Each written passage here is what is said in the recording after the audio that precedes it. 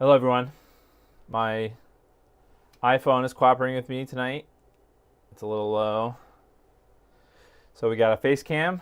Well, I got a lot done on the Micro 8088 project, the build, and I gotta be honest, this video is gonna be a little bit, I'm not really sure how it's gonna go. I kind of have a vague understanding of what we're gonna do to finish populating the ICs and programming things, but I don't know the details, so we're gonna figure it out. I've got a chip programmer here that I think should be compatible with everything that we've got to program, but we're gonna find out. And that's kind of, I didn't want to super prepare for this stream because I figured if you're going to follow along or if you're going to do a similar type of project where you have to program chips or something and you're watching this for some reason, you might want it from a perspective of like, how might you figure something out? And it's also kind of it's also like a quality check of the GitHub. I mean, not like, not like these people don't ask for feedback, but I kind of believe that if you have an open source project that you should take feedback from viewers or consumers of your GitHub project and try to improve it. So that's kind of what this is going to be. I don't really have any updates, any life updates. Oh, I have one kind of interesting thing. Well, two kind of interesting things actually. So before we talk about, oh, you can't see it. So I'm trying to work on the lighting a little bit more. I wish I had dimmable bulbs in my ceiling fixtures thing here. I guess I could turn them off, but then it does terrible things with, like, I don't know. My phone doesn't like that. It looks better when the overhead is on, but they're too bright. So I don't know if anybody knows anything about camera stuff, and just getting lighting correct is important. And plus, you can see there are these reflections and things. It's just kind of annoying. You can't really see anything. So on the shelves. Anyway, so what I'd like to do is I ordered a whole bunch of stuff on AliExpress, some LED strips and things. Hey, Belmont, how you doing?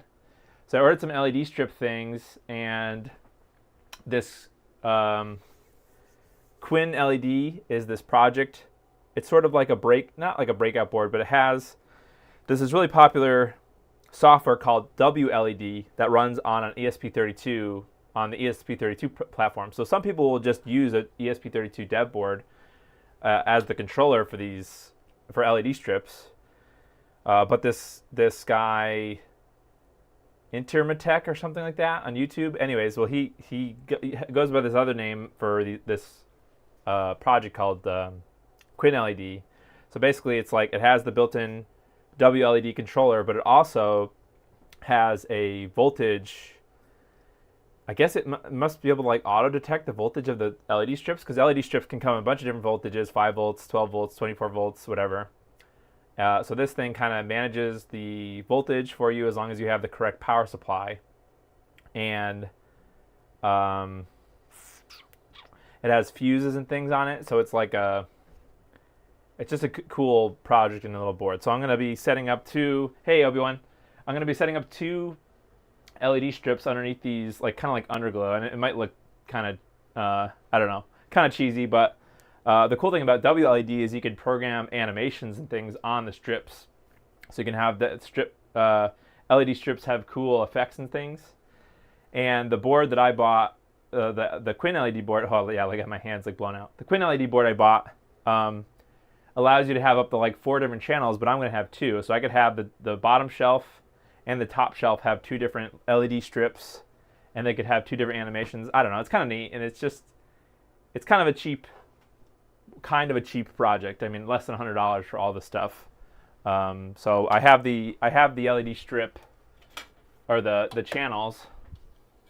So these are little kind of like angled aluminum, just aluminum extrusion kind of things, but they've got this clear or white, milky white diffuser. So that'll be going underneath the shelves like that. So I don't know, just kind of a cool thing. I sort of did that with my IKEA shelf thing. But those are 24 volt. I don't know, just a different thing, just a new little side project that I'm working on. Okay, so let me show you, I suppose, what I've done with the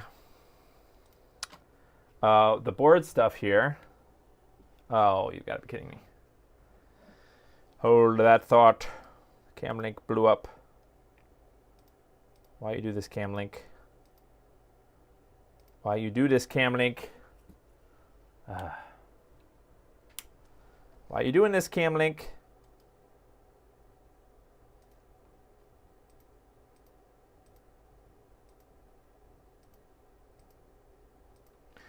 Do I have to unplug it or something? Ugh.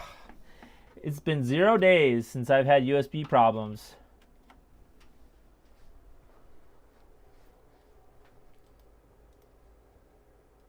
I kind of wonder if I should have gotten a better motherboard with more connectivity. I don't know if that's causing my problems or not. All right. Anyways, doesn't really matter. All right, so the goal tonight, I guess I'll show you. I want to go over what I've done here with these two boards, okay, for the Micro 8088 project. Then I want to show, well, I'll talk about the next steps that we've got to do for at least this board. And then if I'm being super optimistic, I don't think 2 hours is enough time to do all this and figure it out and boot it. But if we get that far, I do have a VGA graphics card that should work with this. It's a 16-bit ISA card, but it should work with 8-bit only. So this is an 8-bit ISA bus. Well, I guess it wouldn't even be called ISA if it was 8-bit, because ISA is, I think, 16-bit. Anyways, but this is only a 8-bit bus here. But this should work. Hopefully we'll work with it. So we should be able to connect both of these and maybe power it on, but that's like super optimistic. And this is, like I was saying in the beginning, like it's going to be a struggle, kind of. Like I don't do this at all. I've done very minimal amounts of flashing or like programming chips and things. I do have this thing. So this is what we're going to use to flash the chips. I think this should be able to flash anything that we need to flash tonight, but we're going to figure it out if we run into problems or anything. So this is, well, let me get the box, because the box has other info on it. I got this on AliExpress. It is the XG ECU, I guess, Pro T48. Anyways, and it has some software that we'll have to download, because we're going to be doing this all from scratch on this computer, fresh. So this would be kind of like a follow-along thing if you want to buy this programmer. We should be able to flash the chips. I think we'll be able to flash the chips. If we can't, then we'll figure it out. But this is connected to my computer that just comes with a USB cable. So I'm just going to show you now that this is plugged in already. But we'll talk about the software and stuff that we'll need in a little bit. But for now, let's talk about what I did between last week and today. Actually, no, I'm going to sit down. I'm going to put this thing down on the ground. All right. Sorry, I just put my desk down. All right. So I pretty much assembled everything except for so basically all the sockets and everything. So the only thing I didn't do was put any of the ICs, the socketed ICs, in. And we're going to kind of go one by one and talk about what each piece is. Now, I don't have a super great understanding of what, my knowledge of this kind of stuff only goes so far. So I'm not going to be able to tell you like exactly what each piece does and is, but we can try to do our best to look up what it is. The ICs, I mean, as we're putting them in here. But, I have a vague understanding of what some of the things are. So I guess we'll talk about this first. We'll talk about the backplane. So like I was saying, this has the 8-bit ISA slots on it. It has this negative 5 volt rail power regulator on it over here. I did not put any thermal paste or anything underneath it. I don't know if we're going to need to, but I did put a bolt through it. So it is kind of secured to the backplane.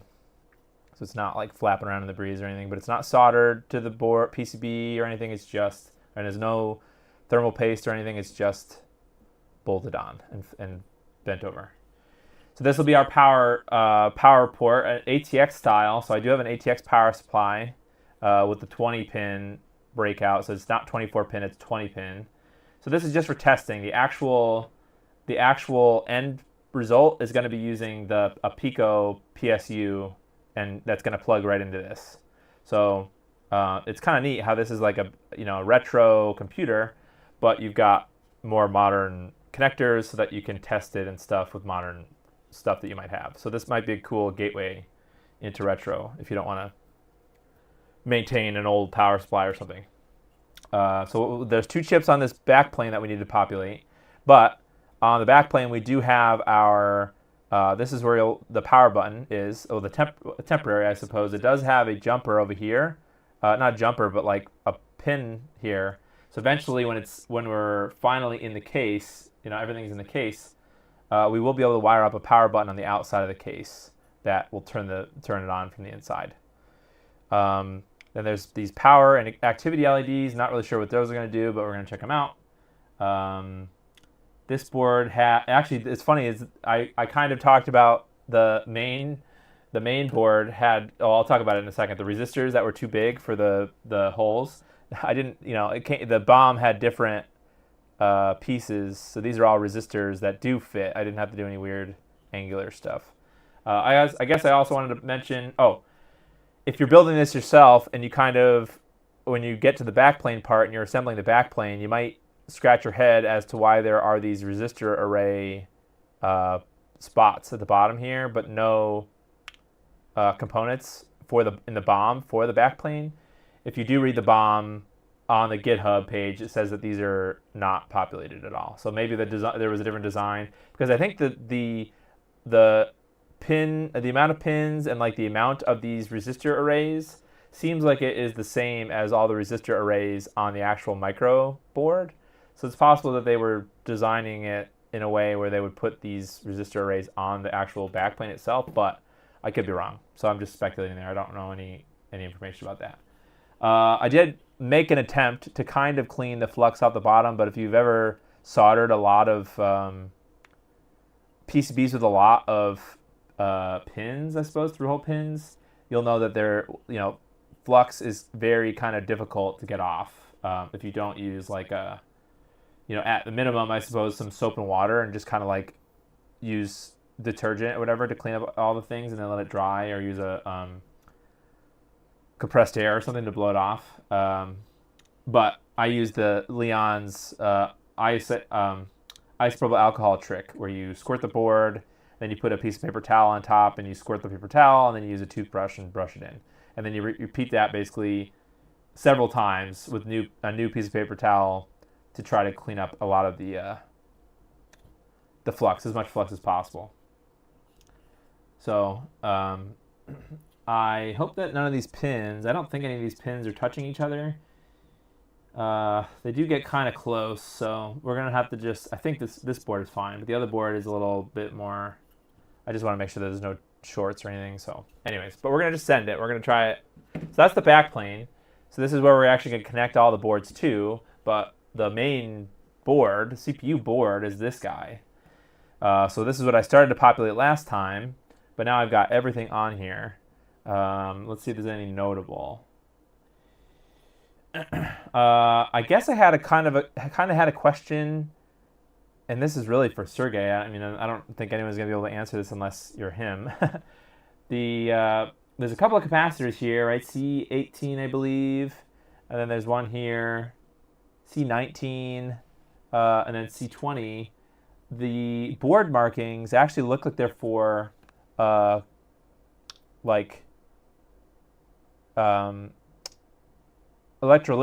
capacitors, like the round, normal-looking round ones. That you see how it's got a plus and minus, and then there's circular things. Versus these are all the other capacitors, just have a line.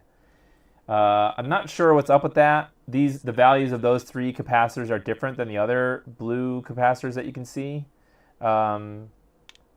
but I don't know if these should have been. I mean, it's listed as optional that you could put optionally. You could put electrolytics in there, but I'm not really sure why that is, but why that's there.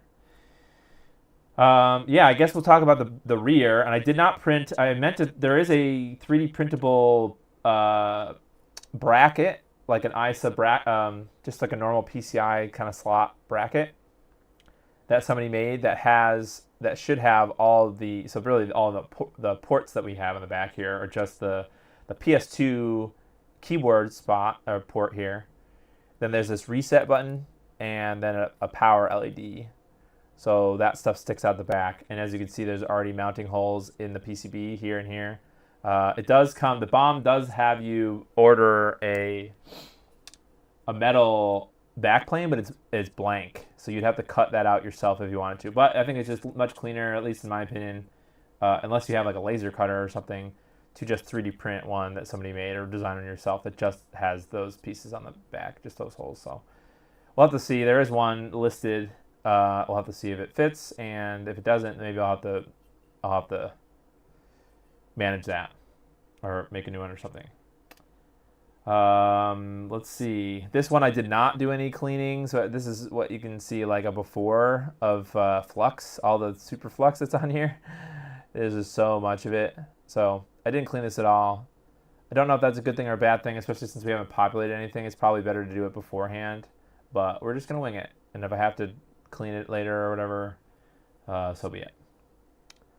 So all right, so now I think that let's go to the BOM, or no, the actual the actual GitHub page, and we'll kind of talk about the remaining bits.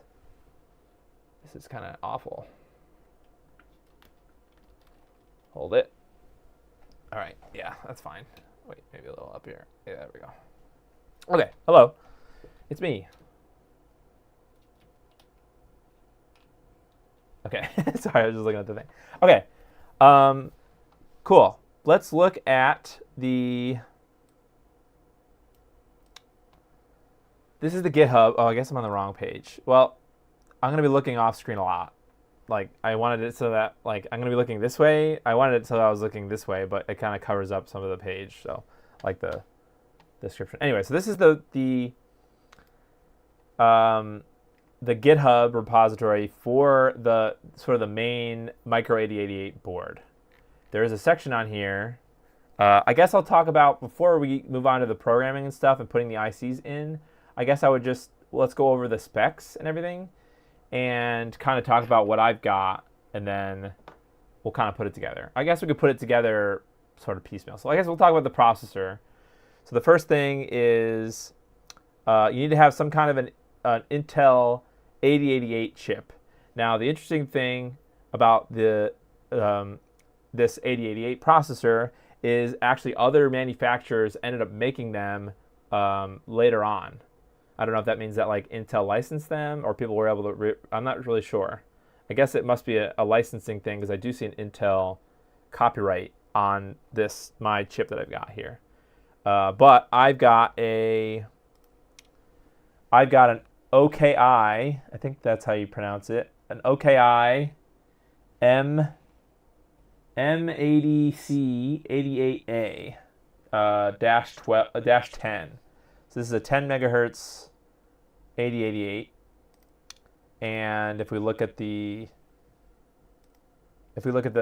specs, it says supports IBM-PC XT standard 4.77 megahertz CPU frequency.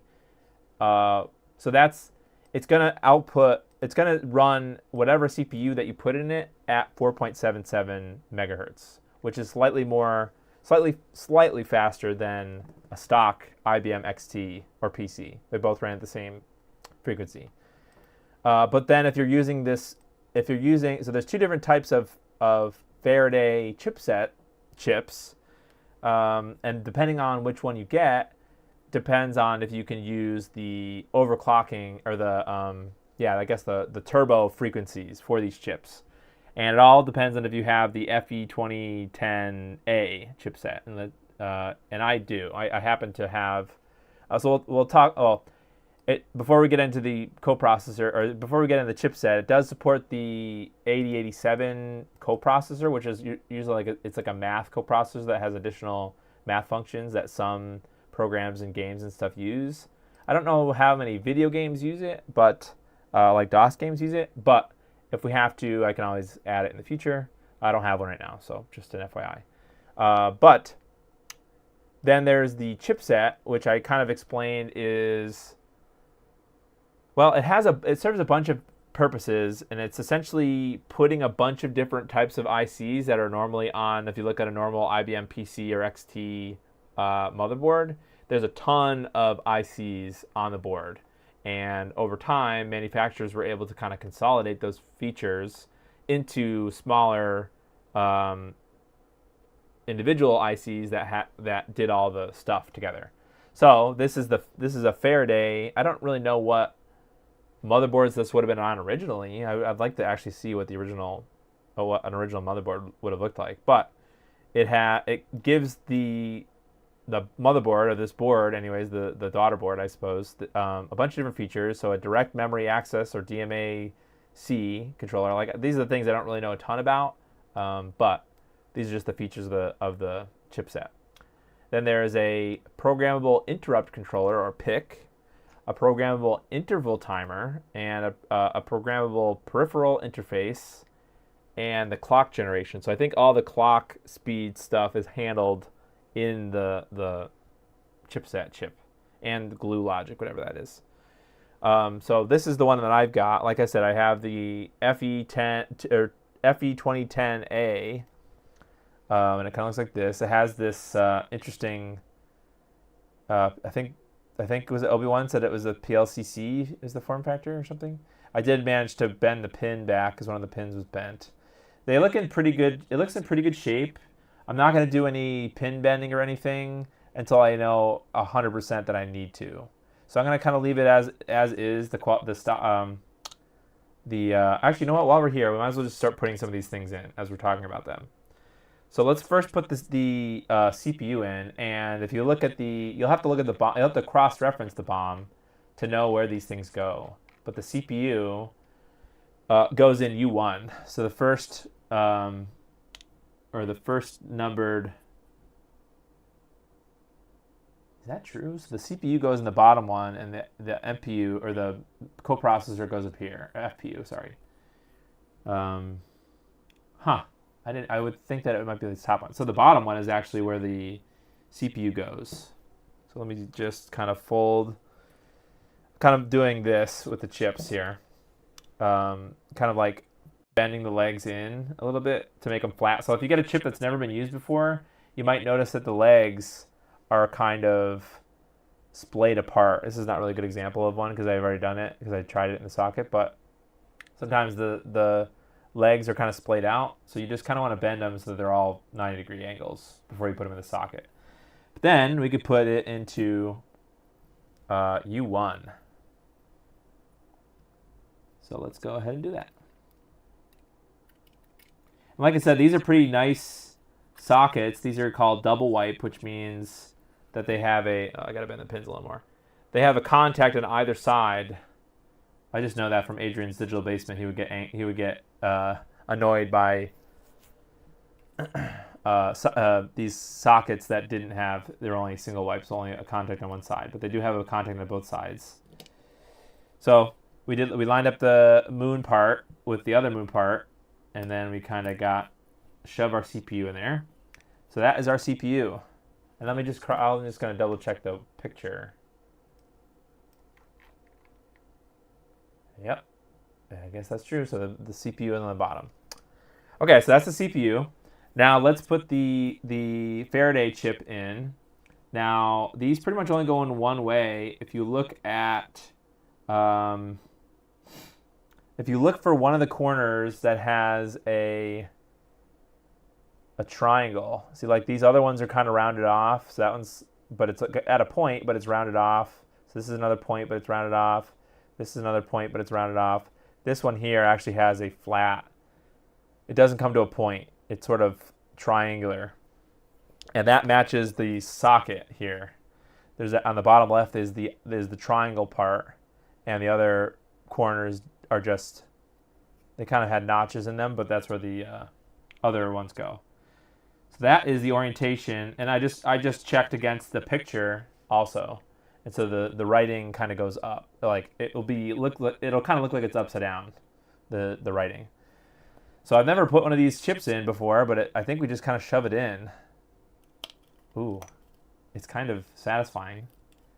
So I hope I do not have a chip puller for this type of socket, but that's what these other two notches here are for. There's a type of chip puller that you can take out these PLCC chips if you've got it, but I don't have that tool. But hopefully I won't have to remove this. Hopefully this chip works, and yeah.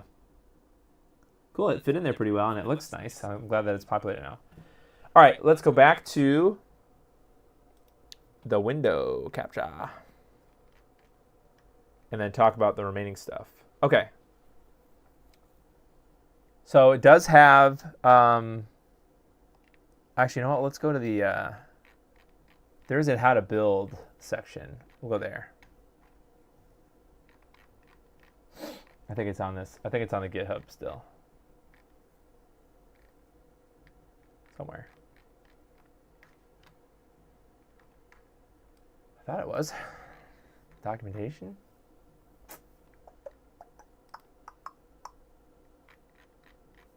No. There are a bunch of PDFs. That's kind of interesting.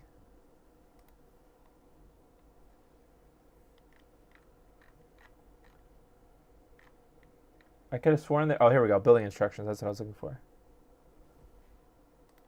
Okay, so if we look at the building instructions, it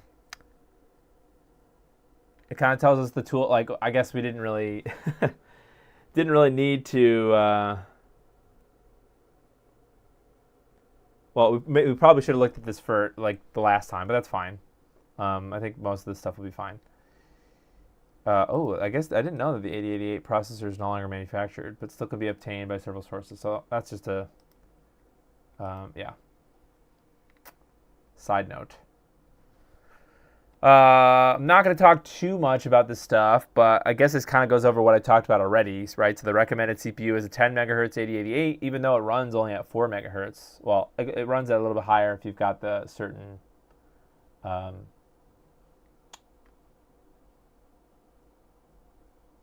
certain chipset board.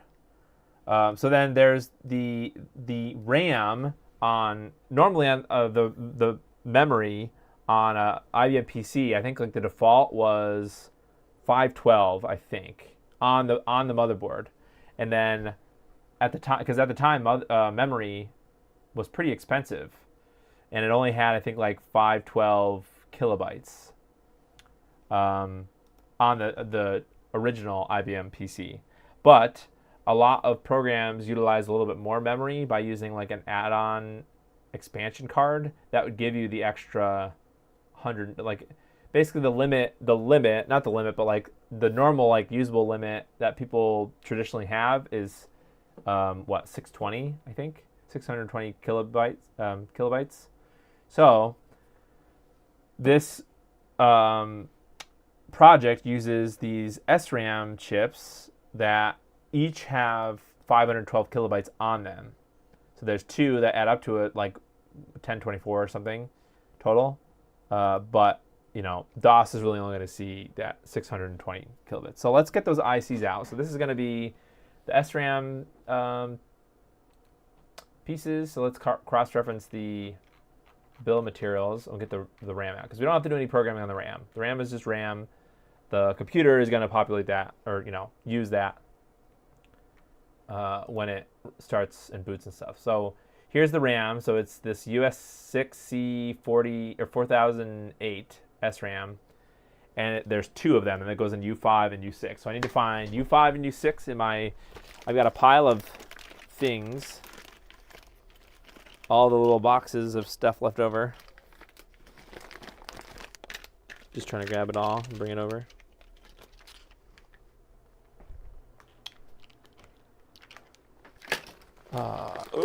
I've got a whole pile of stuff. Okay, let's look. Okay, U1, nope. U2, nope. Oh, here's the ISA bracket. That's empty. You don't need that. U16, nope. What did I say? U4? Okay, nope. Looking for U5 and U6. Nope. U10 and U11. U7 through U9. Nope. U14. U12 to 13. U5 and U6. Okay, cool. All right, let's bust these open.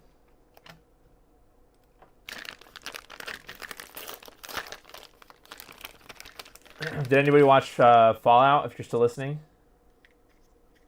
I watched the first episode, so no spoilers or anything, but just started it. Actually, I'm kind of interested in playing... I played Fallout 4 back when it came out, but I noticed that on Steam it said the last time I played Fallout 4 was in 2016. That was almost 10 years ago that I played Fallout 4. What is happening with this thing? Just let my chips go! This is crazy. Get out of here. Anyway, so there's going to be a HD, not HD remake, but next gen remake for Fallout 4. So I might replay that. I don't remember it being a particularly bad game, but yeah, I don't know. Okay. So here's our chips, our memory, our RAM, I mean. So we have the Alliance, and these are the recommended ones, I believe. So these are the Alliance.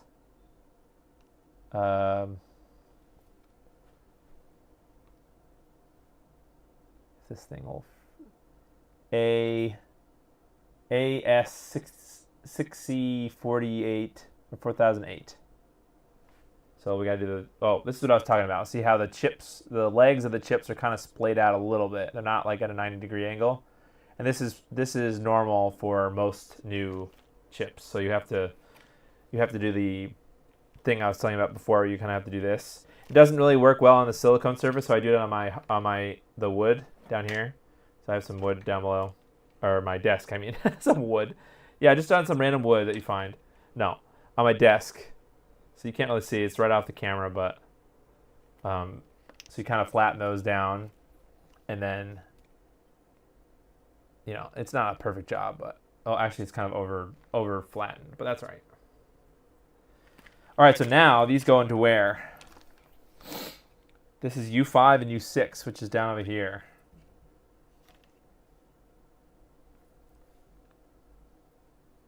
So U5 and U6, so these two, I thought it was this because this kind of looks like the size of the original types of RAM chips that go in IBM-PC like this, or compatible. But nope, I was wrong. There's these two more dense RAM chips, or spots for RAM that go here. All right, let me do the same bendiness for the other ones.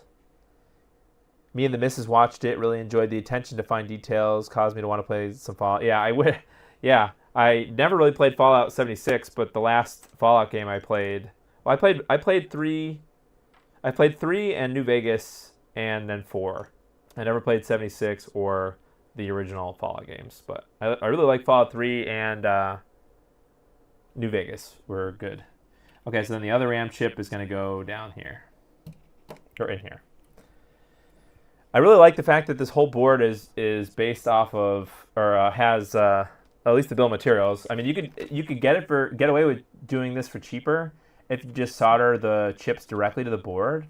But I really like how if you want to troubleshoot something, or if you think one of these chips is dead or something, you can pretty easily just pluck these out and test it.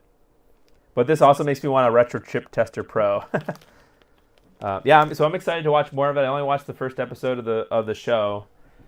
Does anybody like? I know this is kind of random, but does anybody like energy drinks? When I was in high school, I used to collect energy drink cans, and Full Throttle was one of my favorites. I mean, I liked Monster and Red Bull, but Full Throttle was always a good option. Like we would always try to collect new cans, like we'd find and look for them and whatever, and I would like rinse them out and have a shelf of them.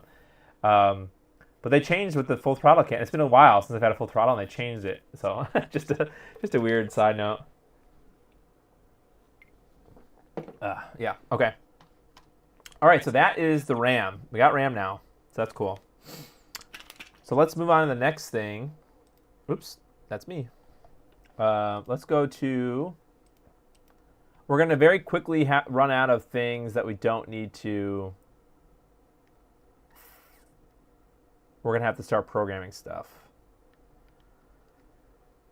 It does say that the second SRAM U6 is optional. So like I said, you could just put one of those RAM chips in that we just put in there, but then you're going to be limited to the 512 kilobytes. So I would at least try to get to 620, which is like the it's not the maximum for DOS, because I think there's ways around it so that it can use like the upper memory or whatever for programs, but a lot of programs are looking for at least the 620 kilobytes. Okay. So let's see. There's a bunch of other things that we need to install before we get to the programmable parts. So there's 3 pieces we need to program that we're going to need to program, I suppose. So we can put those aside, I think, and handle those last. So one of them I don't really know. Hold on a second. Let me just get my bearings here. SPLD. Oops.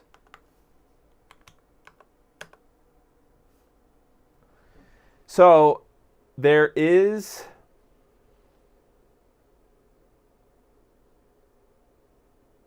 hold on, I'm just going to read this here and think about how I'm going to just explain this. It says FE2010A only generates RAM chip select for the base RAM. It does not generate RAM chip select for upper memory blocks, and therefore SPLD U16 is required to implement upper memory blocks.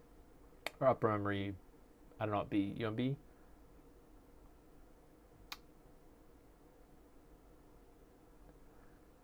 But there is another note. It says, not here, but up at the top, I believe. Or maybe it's in the,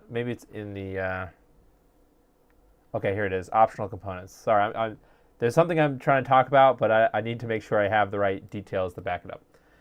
So there's these 2 components, and actually I wrote on the, if you look at, I'll show you what I wrote on the bill of materials, or the reference designator for these parts when I was putting together my BOM. Let me just find the right ones. Okay, so this is U14. This is the package for U14, and I wrote not with U16 because these are like mutually exclusive. You can either have, I bought both of them. It doesn't really matter, but you can either have U14 and not U16, or you can use U16 without U14. So that's a pretty critical thing that you have to know. I don't know if like here's U16 and I wrote not with, well, I typoed here, but this is not with U16. I used to collect the bottles for the Orange Mountain Dew when they had Halo promotions. Oh yeah, I remember those. Yep. Oh man. Oh man, those are the days when there was all those Mountain Dew flavors and things, Game Fuel, and yeah, I like Mountain Dew. But my favorite flavor of Mountain Dew of all time is Pitch Black 2. I went to Canada one time when I was younger, and there's Pitch Black, and then there's Pitch Black 2. So they're 2 different separate flavors, but they're both grape. That's the thing with grape is grape. Or Pitch Black is it's supposed to be like, you know, really dark, but it's like grape flavor. And Pitch Black 1 is just normal grape, like Fanta kind of, but Pitch Black 2 is like sour grape, and it is amazing. So if you can ever find that, I don't know if you know if they make them still, but anyway, so the thing with U16 instead of U14 is U16 has to be programmed, right? So that's where we come back to. There's like, this is an actual electronically erasable programmable LD. I don't really know these acronyms that well. But this is an actual programmable like flash chip. And if we go back to here, it says either the SPLD IC U16 or the 74F00 logic IC U14 should be installed, but not both installed, or not both together. The SPLD provides UMB upper memory block support and supports read-write access to the flash ROM. So that is, does read-write access to the flash ROM mean you can flash the BIOS? The flash ROM. I don't know what that means. Does that mean that you can flash a ROM to this chip or something? I'm not really sure. The 74F00 supports only 640 kilobytes of. Oops. I don't have my magnet. I gotta take my sweatshirt off because it's too hot in here. Get up. Ah! I'm stuck on my sweatshirt. Oh, I didn't even talk about the FrameMeister. Oh, we'll talk about that at the end. I was gonna, before I got into my weird tirade. Oh, you guys can't hear me. Probably can't hear me well. Before I got into my weird LED rant, I was gonna talk about about a FrameMeister. I was gonna talk about that, but okay, doesn't really matter now. So I'm not really sure about this part. So I'm not sure which one is. I mean, I think I know that I want to use the U16 chip because I want to test out, can this thing, how does the upper memory stuff work and whatever. So I want to give myself the option to use that. However, I do not know if my programmer can program this chip, this U16. So with that being said, I'm going to put this aside because this is one of the three things. This is one of the three chips that we'll need to try to program to get this to work. So I'm going to put U14 aside also. Excuse me. I'm going to put U14 aside because I don't think we're going to use that. But if we have some problem with programming the SPLD whatever IC, then I'll use U14. So I hope that makes sense. It doesn't really make sense to me. I don't know if we're going to be able to program that chip. So that's all I'm trying to say. But we can continue with other stuff. Hell yeah, I saw that FrameMeister. Okay. So what else we have? Let's go back to the list of the BOM list.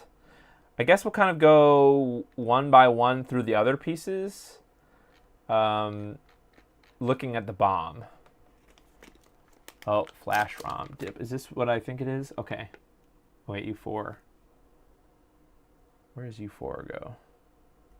Just kind of looking at the board here.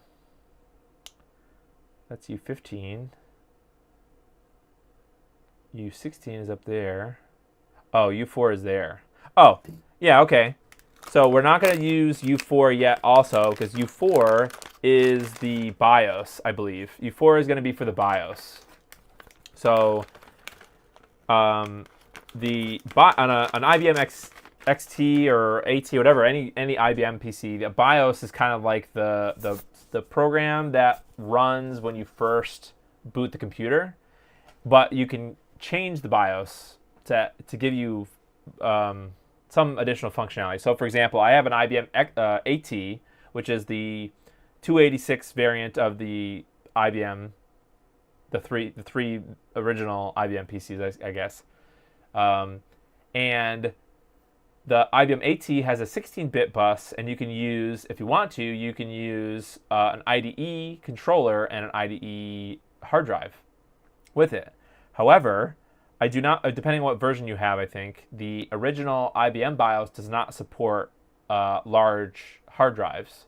So there exists, aftermarket BIOSes that give you functionality that did not exist on the original IBM BIOS. So this is not exactly the case. Obviously, we can't use the stock IBM BIOS with this computer, but we are using some kind of a custom BIOS. But that is what this U4 chip, I believe, is for. So this is one of the things I think we will be able to program with the XG ECU thing. So that goes in another thing that goes in our pile of things to program before we install it. All right, so let's keep going. We already installed U5 and U6 because that was the RAM. And then let's look for U7 to U9.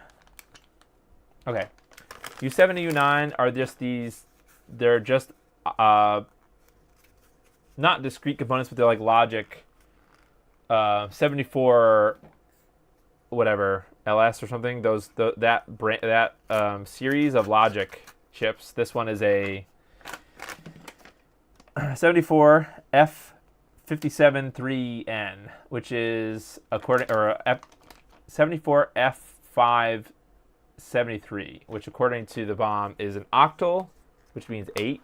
Octal, so 8-way D-type latch. So it's some kind of latch IC, and it comes in this cool little box for Mauser, which is kind of cool. But those just kind of go. They don't need to be programmed or anything. Those just kind of go in. And those go into U7 through U9. So let's just, we'll get our thing in here. So U7 through U9 are these, U7, U8, and U9 are these top ones over here. So I'm going to just do my bendy thing with the legs off screen on each chip.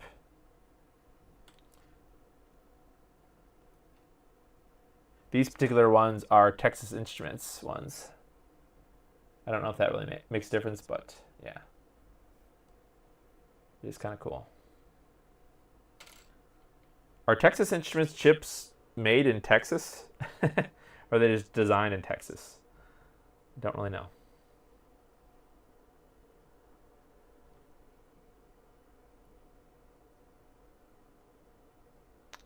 Okay. All right, let's cram these in. So these go into 7, 8, 9. So basically, I could do 9 first if we want. We kind of get weird with it.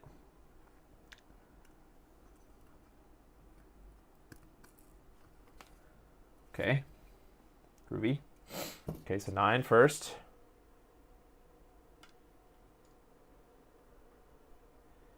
Then we've got 8. Just always make sure that the half moon thing is in the right orientation, and compare it to the PCB. So this is 8. Oh man, this board underneath this board is spiky. It's hurting me. Okay, and now we'll do 7.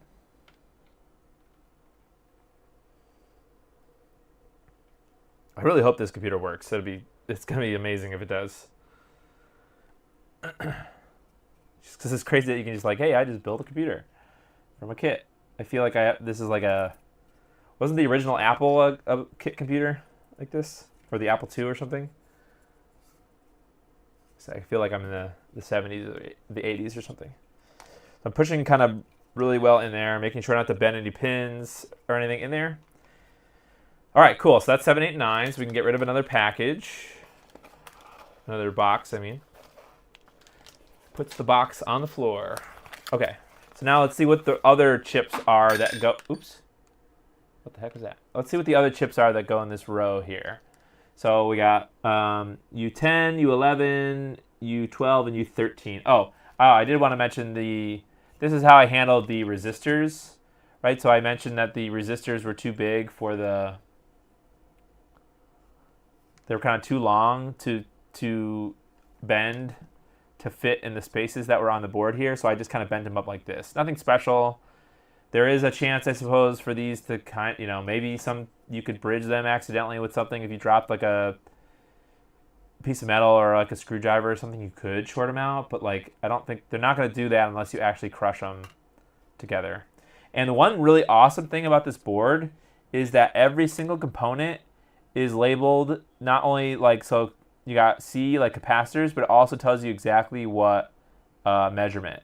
Can this computer run Crysis? Nope, it cannot run Crysis. But it tells you the exact values. So like if you ever needed to work on this board in the future, so for example, the resistor down here, it says 470 ohm right on it. Or the capacitor says 10 microfarad. So that's amazing. And that's like, I don't often see that on projects. Granted, this is a through hole, and they're still, even though this is a fairly compact layout, in my opinion, there still is a pretty big amount of, it's through hole. So through hole is always going to be bigger than SMD. So, yeah, I don't know. It still is nice, though, to have all the values on there and everything on there. It even has the list on the back of what all the jumpers do, which is also awesome. So, as far as I'm concerned, this is a pretty well thought out as far as like from an end user perspective and like maintainability in the future. Assuming it works off the bat, assuming this computer will work, any fixes or maintenance or anything should be pretty simple, I hope.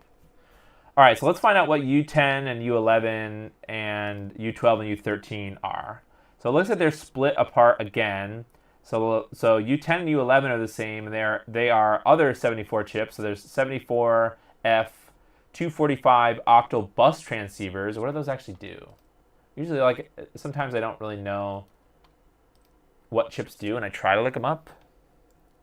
But sometimes I don't. Sometimes I'm like, I still don't know what this does, even after looking at the data sheet. So like I clicked on the bomb here. I clicked on, which one am I looking at? I'm looking at this one here, U10. So I open U10, and then in Mauser you can open the data sheet just to get some info about what these are. So it says these are 3-state outputs drive bus lines directly. Okay, these octal bus transceivers are designed for asynchronous communication between data buses. The devices transmit data from the A bus to the B bus, or from the B bus to the A bus, depending on the logic level. Okay, so basically these run the probably the ISA bus, and like the interactions between what's on the bus and I guess the rest of the board. So we're gonna put, what am I looking for? U10 and U11. Get those.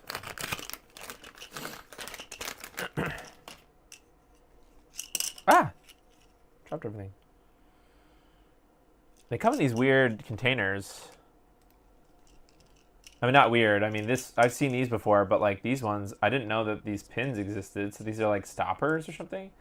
So I have to use my tweezer, my not plier, whatever these are, side cutters. I was using my side cutters to get them out, but I've never seen those little stoppers in there. Okay, so these are also Texas Instruments. SN74F245N. So these are those bus transceivers.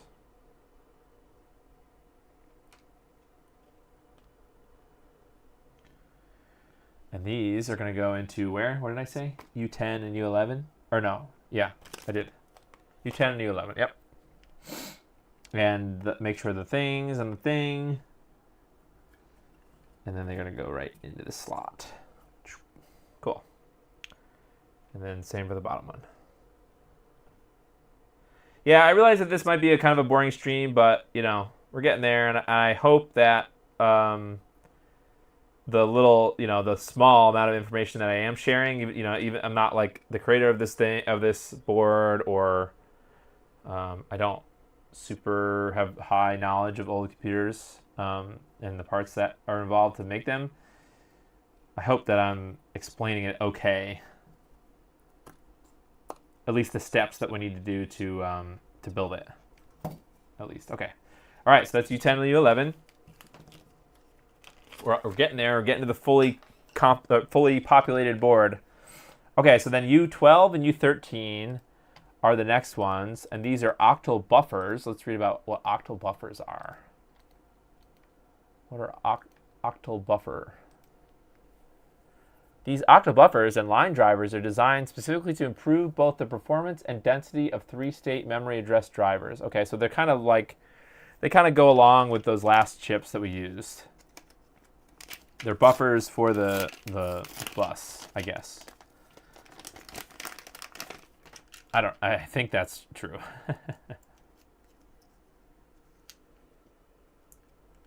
Oh, I need my thingies.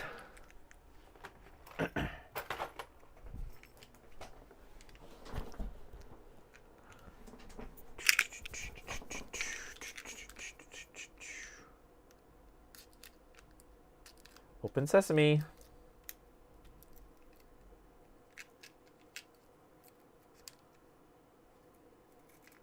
Okay.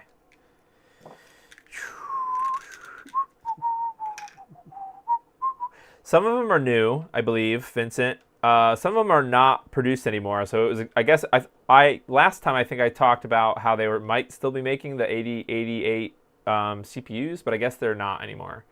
So I think they're all either new old stock. I mean, I'm sure they made so many of them that they probably still have stock of them now. I don't know how long ago they discontinued them. But basically, as far as I know, everything is new except for the CPU and the chipset board, the chipset chip. Everything else, as far as I know, is new. As far as the ICs are concerned. Okay, so that's the last one. So I suppose in a sense it's sort of like building a tiny Tendo. You still need an Open Tendo. You still need the CPU and PPU from a real NES to build it. So that's kind of the same thing here. Cool. Nice. Cool.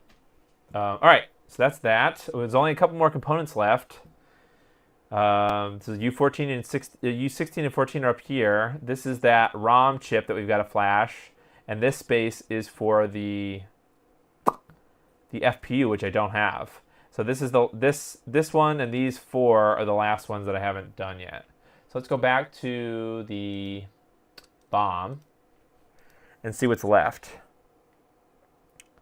So U14 and U16 we talked about. I'm going to try to use U16 first, but that requires programming of the U16 chip, right? The SPLD chip.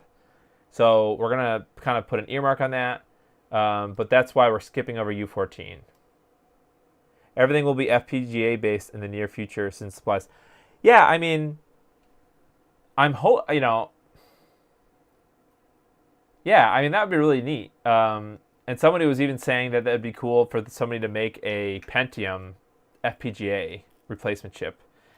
Now, I understand that, obviously the complexity of chips becomes a lot more difficult around this time. So we may never, it's possible that we may never see FPGA replacements of certain. Well, I'm sure a lot of. Well, I'm hoping that a lot of preservation has been done as far as like, if not like at a transistor level breakdown of like these more complicated like Pentium chips or something, but at least at a software or like an emulation level, so that if they did have to be emulated, but in a hardware kind of form factor, that you can kind of pop in an existing PCB or something, that somebody can do that for at least some of these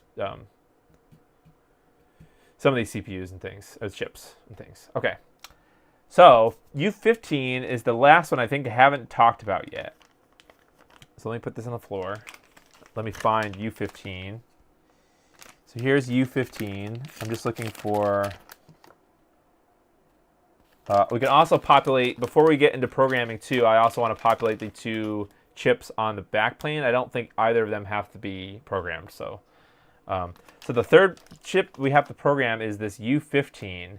And I do kind of know a little bit about the functionality of, or what this actually is. Not, yeah, hopefully that makes sense. So this U15 chip is, and it goes here, and notice where it is on the board.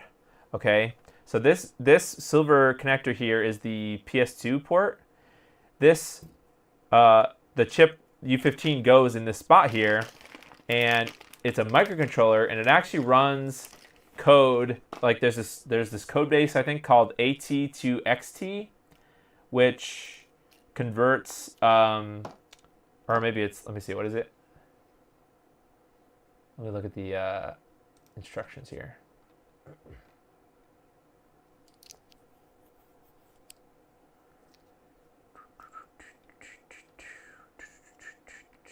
I'm just looking at the thing here.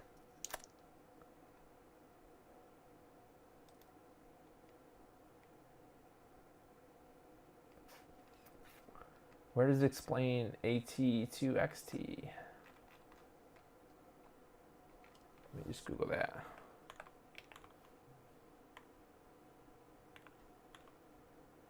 Yeah, the PIC 12F629 microcontroller will run this AT to XT firmware.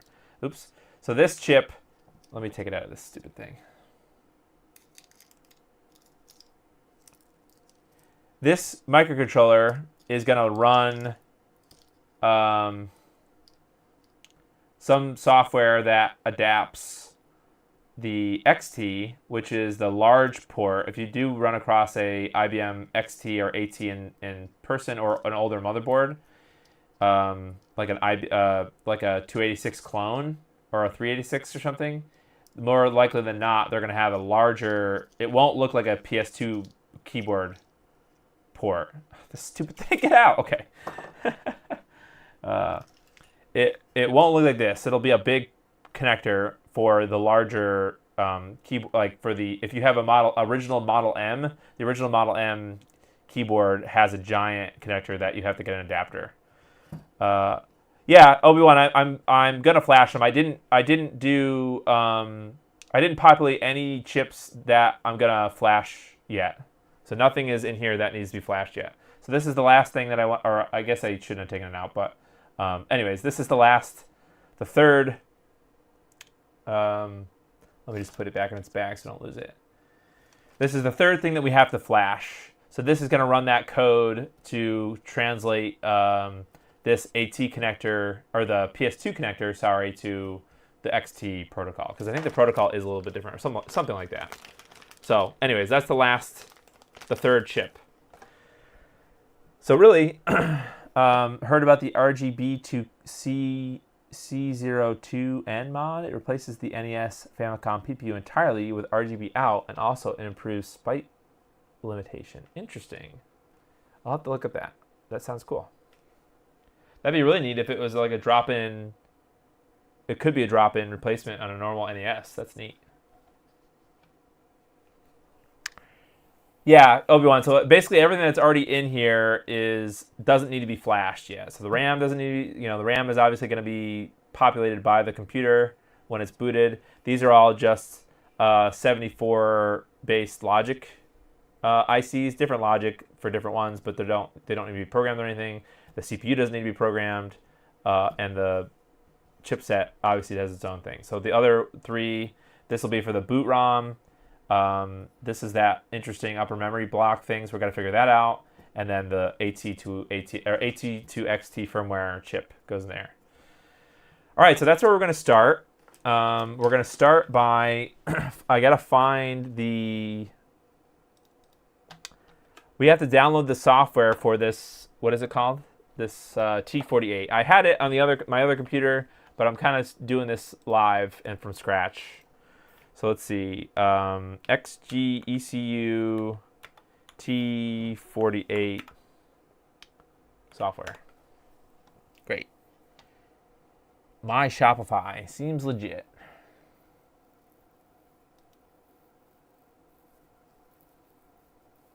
Okay, so we're just trying to find the download the softwares. Come on, Google Translate. Oh, English. Yeah, there we go.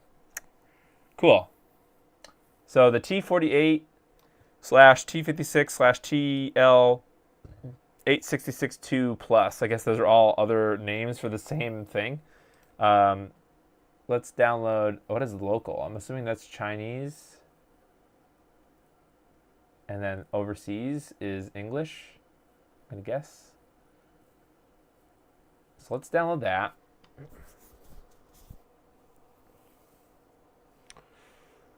MediaFire. All right, I have to look around my my camera here. my iPhone camera is in the way of me reading this. So the user guide is here. I don't know if we're going to use the user guide yet, or we're going to need the user guide yet. But I want this.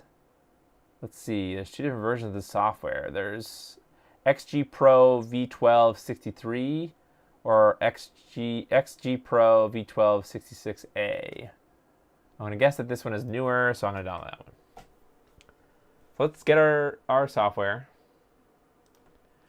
And then, yeah, see if it detects our programmer.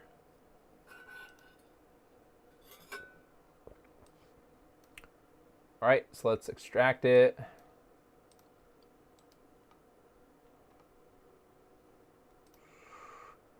And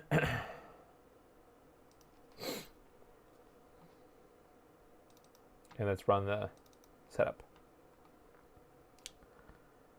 Running the setup.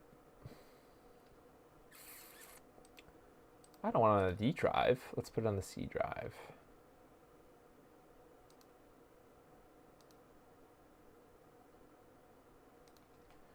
Make a new folder, XG Pro. Got it.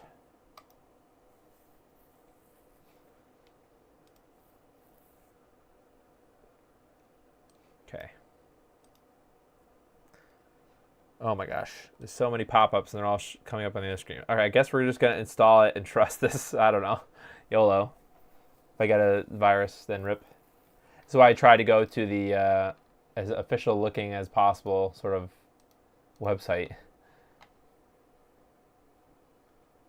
Let me just go back. Yeah, I don't know. I guess this is. Oh, does this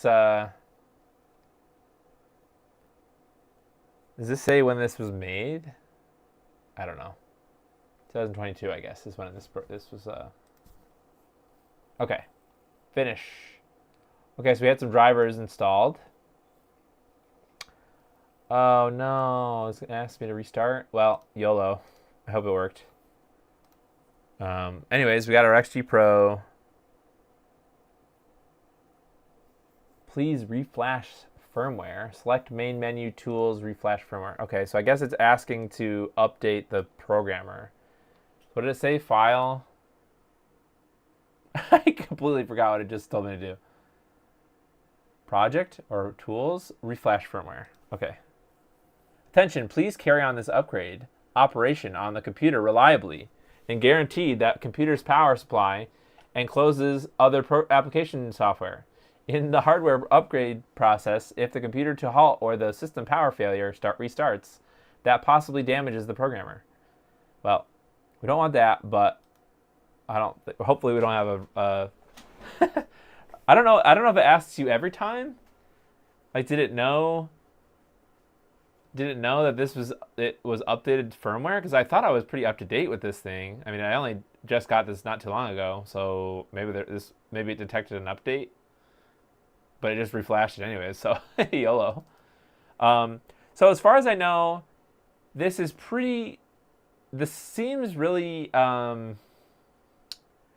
it seems really difficult to kind of understand the software, but it's really not. So the first thing that we need to do is we need to go back to the Micro 8088 GitHub and download the entire repository.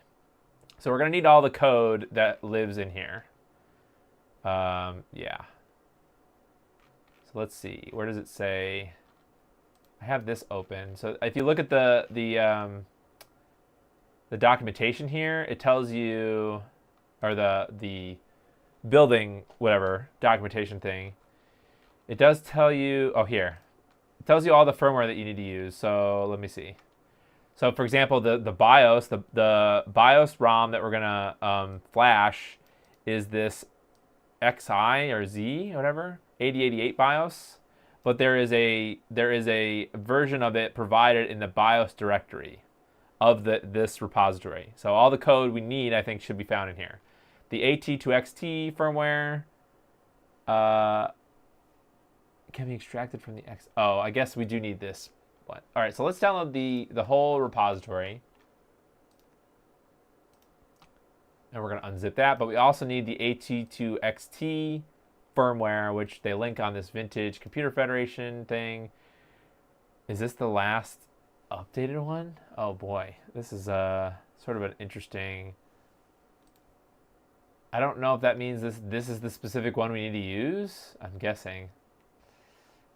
The hex file with the firmware can be extracted from XTAT key 94. Well, it doesn't make me feel good that this post is from 2011, although this project is from 2017. So at this point, this particular firmware would have been 6 years old when Sergey, or at least at the latest release of the Micro 8088, this would have been already a few years old. So I don't know if there are updated versions of this AT2XT firmware, but I really don't want to risk any compatibility things. So I'm just going to download this one. Oh, is it going to have me log in? Okay, so you might have to log in to Vintage Computer Forum, which I have a login. So Hold on a minute. Let me just log in off screen here.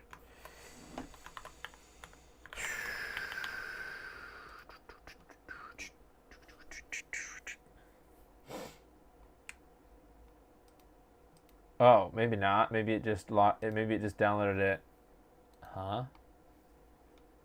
I don't know. I guess it downloaded it without me having to do it. Anyway, so click number 30, the last post. Sergey made. Oh, okay. I'm glad that you read the last. So let's look at the end here. I can confirm that the numlock issue with the XT-AT94 version. Oh, I can confirm the numlock issue. There's some numlock issue. I also tried RT01 version, but ended up with a boot loop. I'm unable to pass MCU program verification. Okay, verification. I understand. Okay, let me see.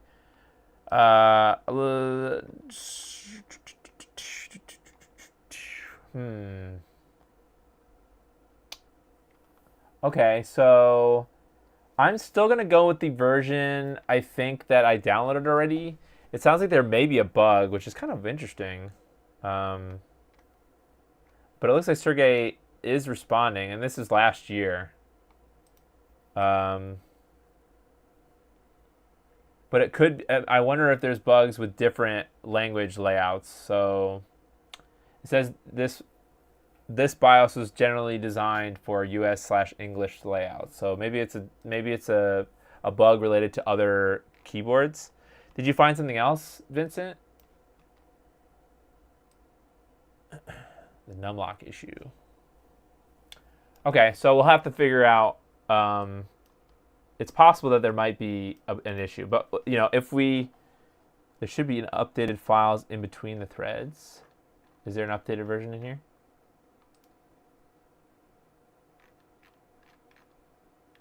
We'll go look for it if we have to, because this nothing is soldered in here. We can always just pull it out and reflash it. So let's just go with the stock firmware the specific firmware that's called out here. Yeah, you can go reverse like clicking number 29. Yeah. Well, we'll get there. We'll go back, and we'll change. We'll address that if we have to. But I'm just gonna follow the instructions as they are in here first, and then yeah. And so then the SPLD programmer thing, it calls it a fuse map, but I don't really know what a fuse map is. As far as I know, that means like some kind of script or something that's running on this SPLD. So it's also in this repository. So let's go back up, and then I need to unpack the XT-AT94 firmware. That's for the keyboard thing, and then I need to unzip the entire Micro88 repository that I downloaded before. So that's going to have the BIOS, ROM, and that fuse map. Excuse me. Okay, I think that's everything. Wait, did that actually download or extract? Okay, fine. Okay, cool. So that's the three things that we need. Or no, two things we need. For this and that. All right, I don't know what to start with. I guess we could start with that tiny AT to XT thing. So what we need to do first is identify exactly what chip we have. I guess you can try to look on the chip itself. What I'm going to do is I'm going to look at the BOM, and I'm going to, because we need to know exactly what microcontroller we've got. When we do our programming.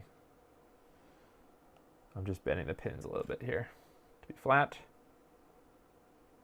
So this is a really tiny, these PIC microcontrollers are really tiny. They only have 8 legs, so they're really tiny things. So it does say here is what it's called, but I'm going to go to the bill of materials and look up that. So this is U16. This is that optional thing. So it is a ATF16V8B SPLD. And the exact one that I got is this one from Mauser. And what brand is it? So it's a microchip brand. So that's important because we need to hop over to the programmer thing here, and we need to select the IC. And this, hopefully this isn't too difficult for you guys to see on the thing. Oh man, it's kind of difficult for me to see because it's, like I said, it's in the path of my camera here. So here it says select IC. Right, so we're going to click that, and that's going to bring up another, this other form. Now we need to go find the manufacturer. So we start with the manufactory. So we start with the manufactory, which in this case is microchip. So this is a microchip MPU, I guess. Oh yeah, look at, here's all the options. And then it already has all these options preloaded in here. So this is a what? Does it have, I guess we can open the data sheet. Oh, ATF. There are a boatload of options. We just need to find the right one. So let's go to the data sheet.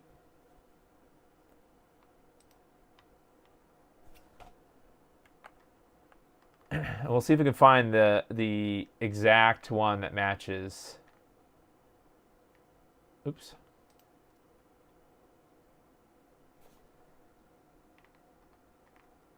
I don't know where this LF comes from. So it looks like we're looking for a V. Right? Like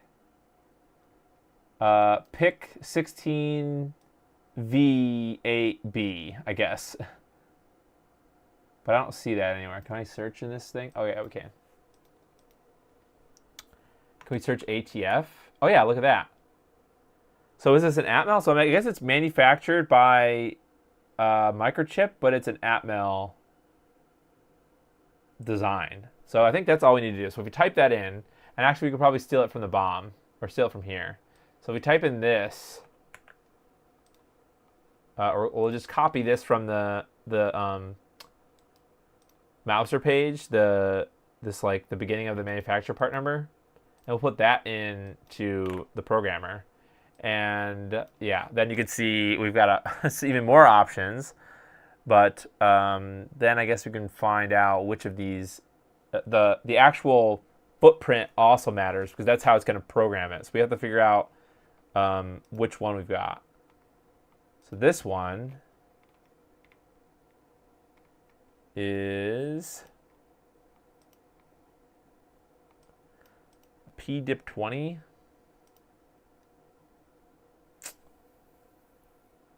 I don't really know. But then it says that this is a QL something.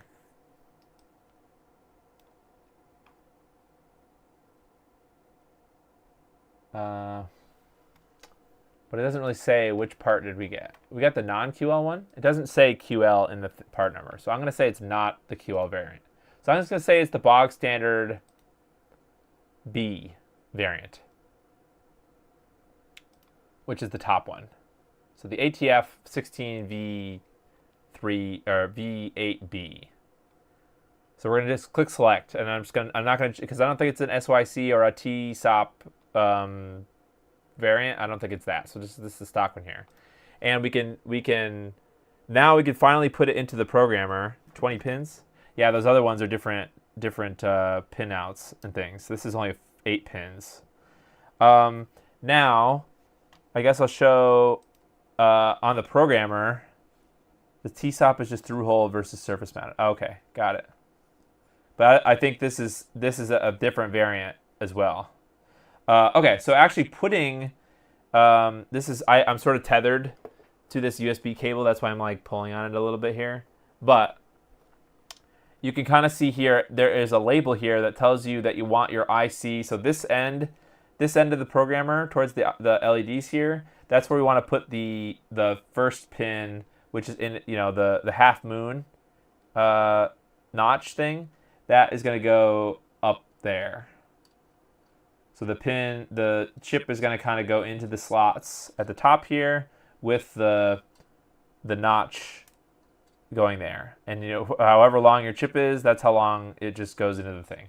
And then we put down the that thing, so it kind of clamps it in place. Now it's not moving. So that's pretty much it for actually putting the chip in there. Now if we do, what do we do? If we do read, so now read here, oops, let me go back to window. So if we go back to read here at the top, so this is just the first, this is not, we don't have anything loaded yet. This will just be reading any information that's on the PIC already, if there's any. So if we click that, and we click read, I don't know why this is flash. I'm kind of confused. Anyways, so that'll, oh, pin detection direction error. Okay, so look, it thinks that we're trying to look at a different chip here. Well, I don't know if that means, did I choose the wrong one maybe?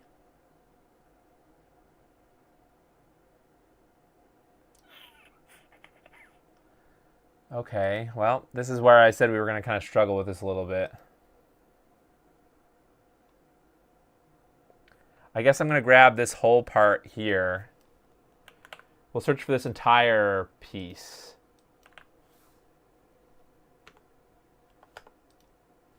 Nope, it didn't like that.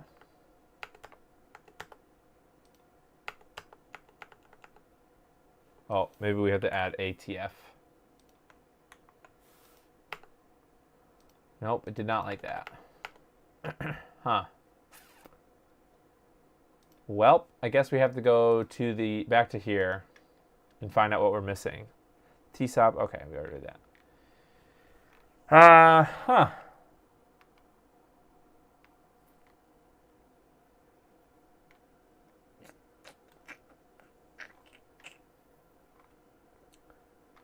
This is fun.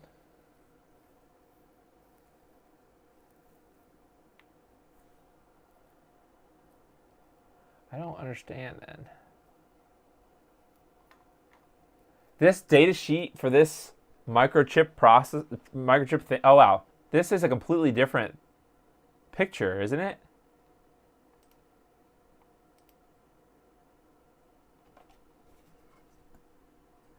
Oh, you know what? I'm mixing two different things up here. Wow, I'm doing U15. Not sorry, I got confused. I was thinking U16 for some reason, but I really wanted U15. So this is the PIC. So this one we should be able to copy the PIC. Wow, I feel really dumb. It happens. Okay. So this should be the microchip. Okay, now we're good. So the microchip PIC 12F629. Nailed it. Okay, now he can do the same thing. Let's read this bad boy. Let's read it on there. Okay, so now we're good. Now we're actually so this is a good thing. It's gonna like it kind of yells at you if you put the wrong thing in, which is fine. This is kind of like a test that we want to do before we program anything. So at least it detects that we have the right chip in here and that we can actually program it. Cool. As far as if anything was on here, I don't know. If anything was already on here, I'm not sure. So let's go ahead. This is what? This is going to be that AT to XT firmware for the PIC. So let's go ahead. Now we need to do our actual load, and we're going to choose the file that we want to program. So that's going to be the XT-AT94. The hex file? I guess. Is there like a README or something?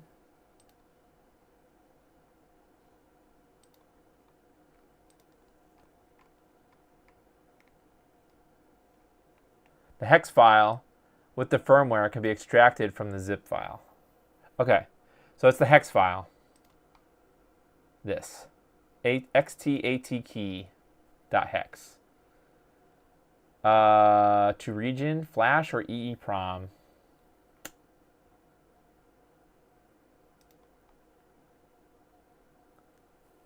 I don't know if we want the flash or the EEPROM. I guess I'm going to leave it just on default. I don't know. Has to be hex. Yep.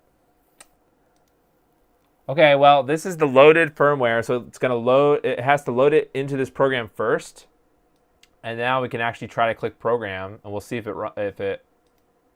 programs it on there.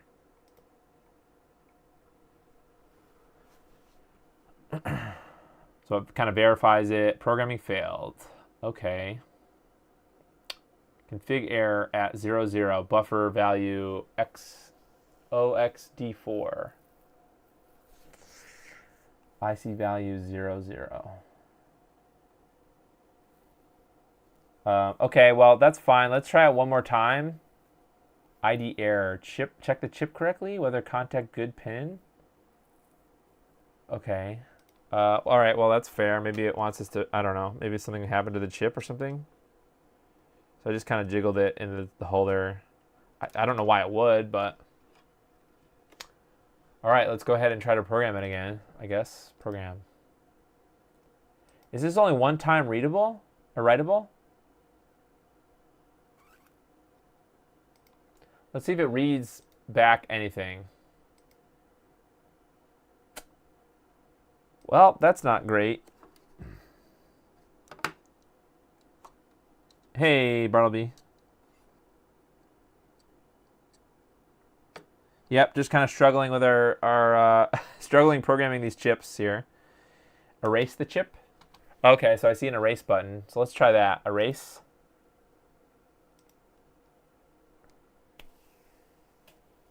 Check device ID. Oh, wish to continue programming, please cancel the check device ID option. Okay, fine. So let's get rid of this. And erase. And erase. Okay. Is it still erasing? Erase succeeded. Time 0.28 seconds. Erase succeeded. I guess that worked. Okay. So now let's try to program it again. So we still should have the, well, I guess we should what? Read it? Try to read it again? It should have a bunch of zeros, a bunch of gobbledygook. Okay, so it's all zeros. Okay, so now let's try to, let's load again. So load that hex file, hit OK. Now let's try to program it again. Program. Engage. Programming failed. Error, flash address 00, buffer value.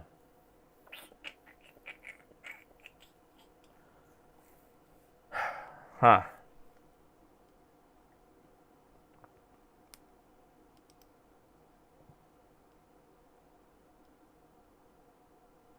Interesting. Well, guess I can't copy that error directly out of there. I'm not really sure now what to do. Maybe somebody in that thread. Well, let's see. Is there a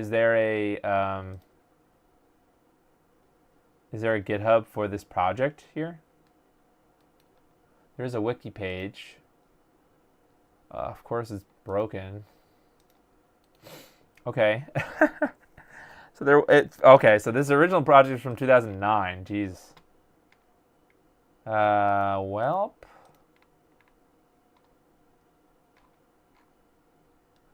Okay, that's something.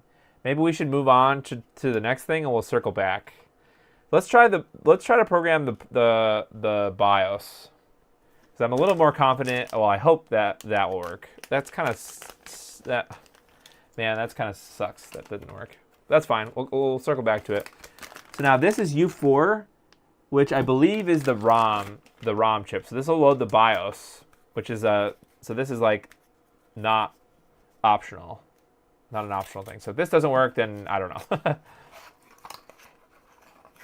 But it's another chip, another. Oh, let me. Oh man, the pins are bent here a little bit. So this is another chip. It's just a EEPROM, right? So we can program a file to run from this. And this is going to run our BIOS file. So let me just do the bendy thing.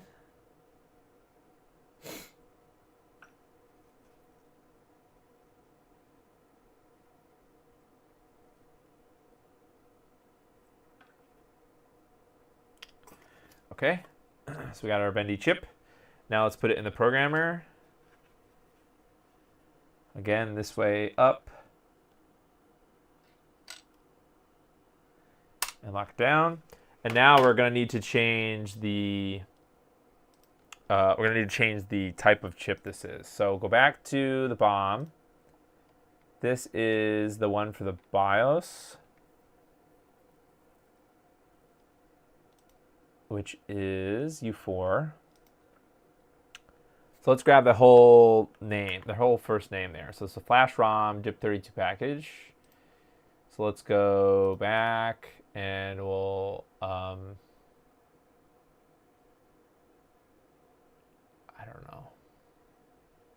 Change the IC again. I gotta dodge the camera here. We'll put that in. Oh, I found an SST. Is this a specific variant? DIP.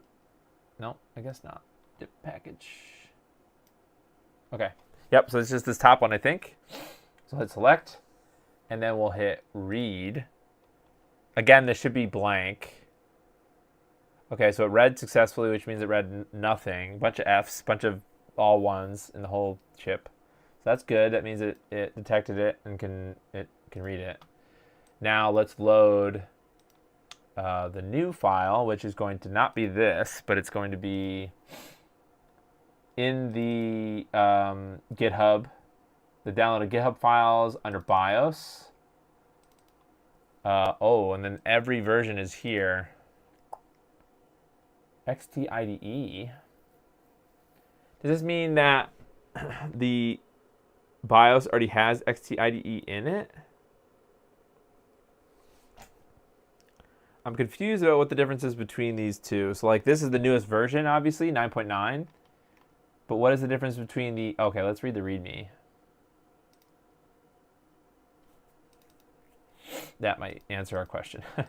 README.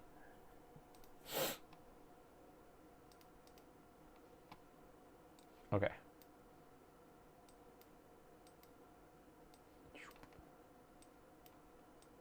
Okay. The BIOS images in this repository are mostly for historical reference. It is not recommended to use the latest BIOS images from the 8088 BIOS. It is recommended to use the latest BIOS images. Okay, I think this might be Markdown. If this was in Markdown, let me open it in... I don't have Visual Studio Code open. Oh well.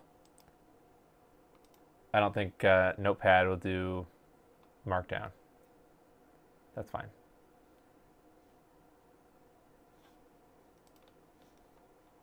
My computer is blowing up.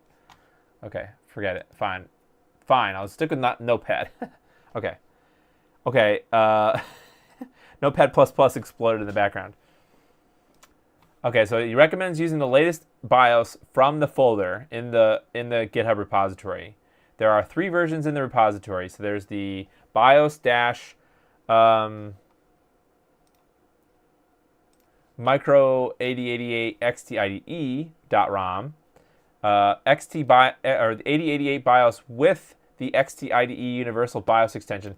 That is actually really awesome. Can be used to program flash ROM ICs with an EEPROM programmer. So that is actually cool that you don't need an external XTIDE BIOS thing. Now, if you're not familiar, I'm probably going to do a terrible job explaining this, but XTIDE, you need that basically for these older computers to be able to access like compact flash drives or even SD cards with a high amount of storage, like a lot of, like, it's, I don't know. like a normal IBM XT, like the hard drives that would have shipped with normal original IBM computers would have been like 20 or 30 megabytes, not gigabytes. So,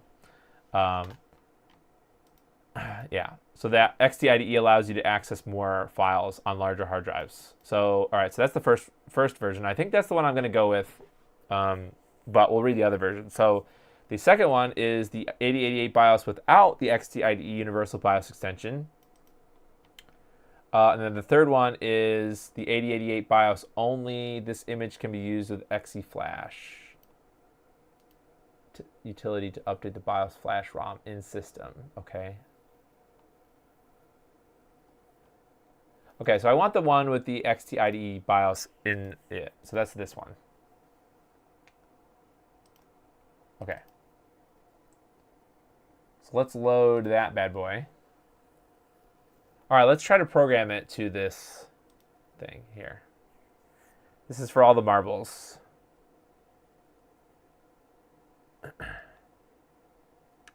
Uncheck ID. Oh, here you mean? Okay, before I flash it. Okay, got it.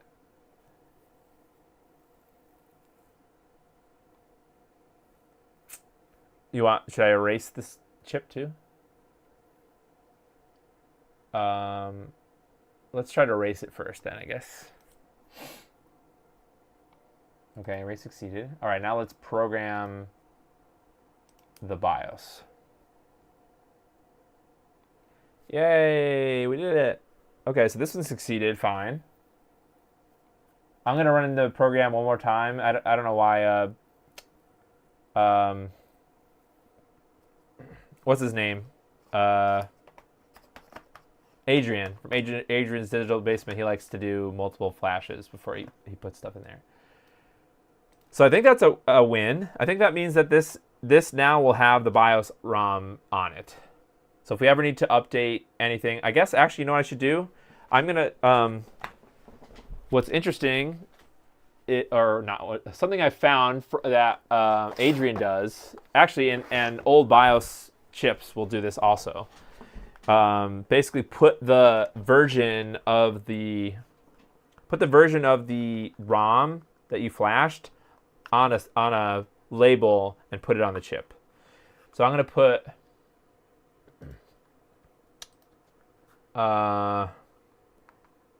have to make the text smaller. Micro 88 BIOS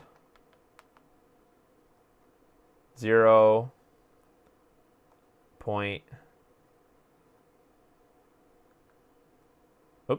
0 dot 9 dot 9. And then should I put XTIDE, I guess? Yeah, probably. Maybe I'll do it on the next line, actually. XTIDE. All right, let's print this out. I have I didn't, if you didn't know, I have this Dymo label maker thing. That's what I've been typing on. Okay. Okay, I mean, it's not amazing. It just has to be, it just had to, It just had to fit on the chip. So I printed that out, and that should be good. So I'm just going to cut off the extra ends and then stick that thing on there so that we know what version in the future, if I ever come back and work on this, I'll know what version was flashed on here. So that's a pretty cool organizational kind of tip that, you know, I like learning these little things from. It might seem like a normal, it might seem like an obvious thing, but I don't know.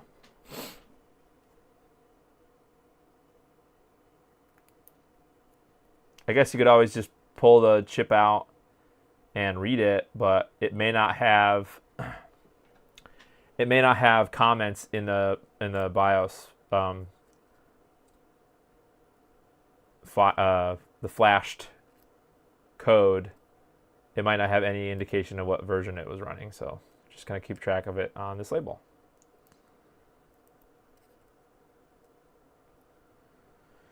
Okay, now let's put the label on the thing.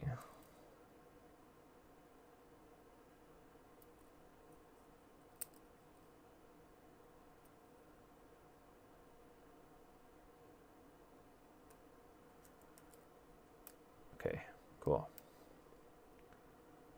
Usually I use pencil and write the version on top. Oh, that's a good idea. Cool. All right, that's our little BIOS chip. So that way we kind of know without really having to guess, you know, what is on this thing. All right, so that is going to go into, this was U4. So U4 is this guy. I know it's hard to see the reference designator because it's underneath this resistor, but it is under there. It says U4. So that's going to go right here.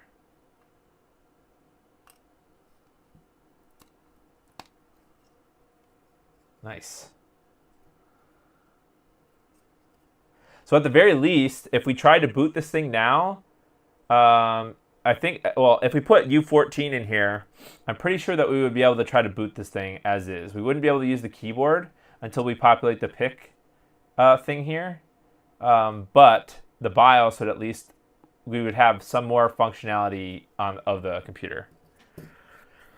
All right, that's the first of the 3 chips flashed. Let's move on, I guess, to that SPLD, that U16 one, I guess. Let's try to figure that out. It sounds like oh. Okay, sorry, I had the Camlink audio, so that was my audio coming from my camera. Sorry, I figured it out. My bad. I guess that must have come undone. Unmuted. All right, so we have to come, get out of here. We have to come back to U14 here, but we can try to program this U16 chip here. So that is the last, the third one we haven't tried yet, but we've only been successful on one of them, one of our flashes. So this is a, let's go look at the, let me open this first. Let me get it out of here. See what it looks like. Okay.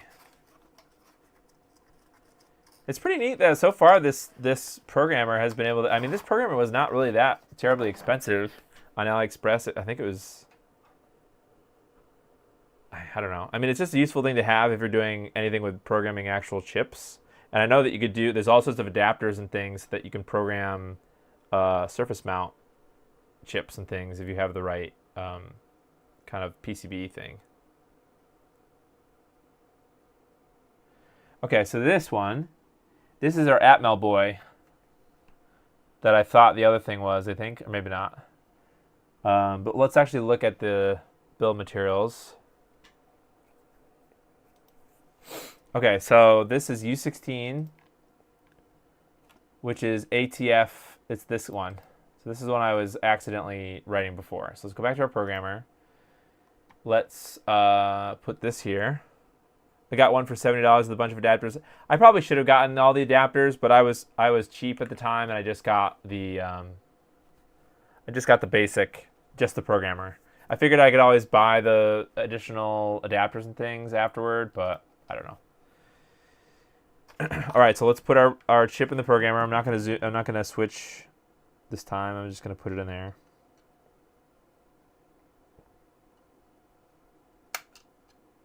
Go. All right, so let's see what we can read from this chip. Reading fuse bits. Oh, that's it. Pin detects passed. Read fuse bits. I guess that's it.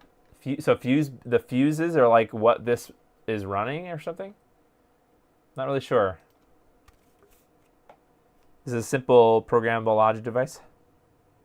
Okay, so I'm assuming it's like a generic, it's like you can kind of program this thing to kind of do a really basic, so even lower level than, or lower functionality than like a microcontroller. So I'm assuming it's just a very generic thing that does something. So there's an encrypt chip in this that you may want to uncheck. Okay, for this particular one, you mean? Pin detect, erase before, verify after, blank check, skip blank, check ID. Oh, encrypt chip. Got it, down here. It was in the middle there. Is there any note anywhere here about that? SPLD fuse maps. An optional blank or blah, blah, blah allows using spare SRAM space for upper memory blocks and implements flash ROM write access. So this is what makes me think that we can write the ROM right to the BIOS from DOS or something. I'm guessing that that's what we can do. And so we have the fuse map. So let's go ahead and try to, so we'll uncheck uncrypt.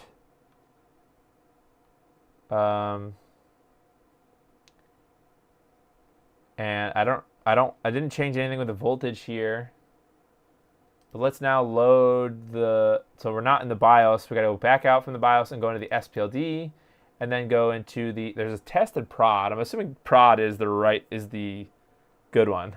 So let's do the prod one. It says to use this in production settings or something.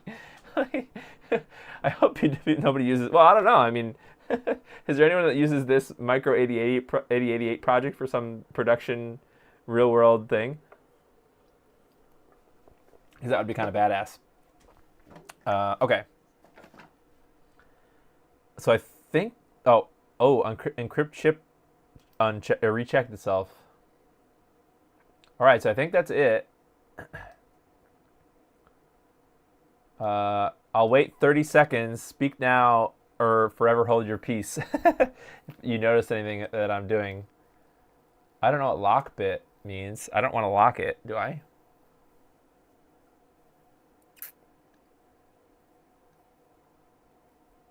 I don't know if I want to do that.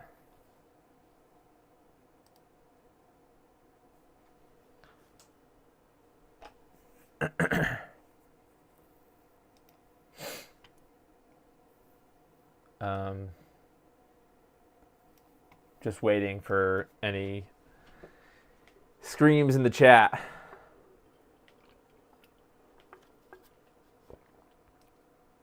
I don't know if this lock bit makes it so that you can't write it again. I don't know. I guess I can Google it. Lock bit. SPLD. It just locks the bits? I don't know. Yeah, I'm not sure. Lockbit ransomware? No.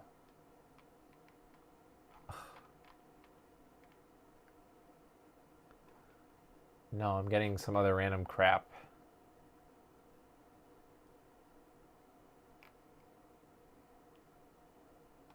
Oh, yeah, I guess I could have looked at the data sheet.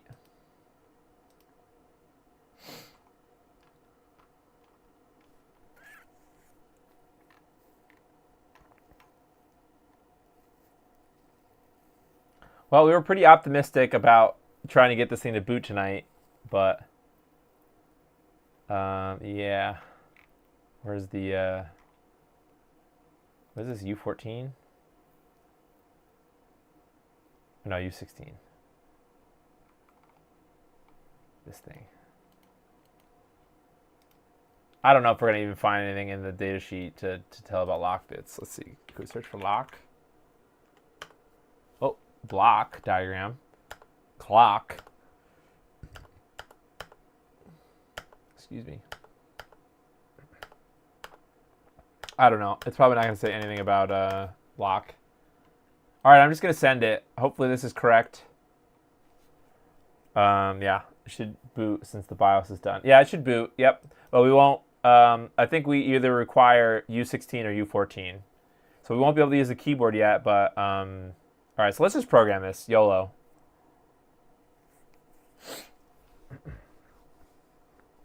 Woohoo! Okay, programming successful. Great. Okay, cool. Yes, that's it. Let me see. Can I read from it? What does the lock bit mean? Okay, so it read the fuse back. The fuse is back. I guess that's a good thing. Okay, cool. So nice. So that's the U16. So we went down the path. So that basically that means, well, until we figure out what's wrong with the U4, that PIC, you should be able to flash everything that you need to flash in this project with this XG ECU flasher. You should just need to be able to use that. So I think that there are online services that will let you choose the chip that you want, and then you can send them a file, and they'll flash it for you and send it out. So I guess if you wanted to do that instead, but you'd have to make sure that you get the right you have to make sure you get the right chips, I suppose. So if you really wanted to build this project but you didn't want to buy the programmer, it's probably a good idea to have it anyways, just for other sort of retro computer projects and things. And if there's anything wrong, you can troubleshoot by flashing a new BIOS or something. So yeah. All right, so that's U16 is in there. So that's pretty much that's pretty much everything except for U14, which so basically we won't really be able to use. I guess I could try the PIC flashing one more time, but there's a few minutes left. I guess we should see if we can get anything to detect from this. Oh, actually, you know what? I have to put the other two pieces into the backplane. So they're up here. There's U1 and U2. I don't think these need to be flashed or anything. So I have U2 here. U2 is just this hex Schmidt trigger inverter. So this is just a logic chip. I don't think it needs to be flashed or anything. So let's get this. What did I say this was? U2?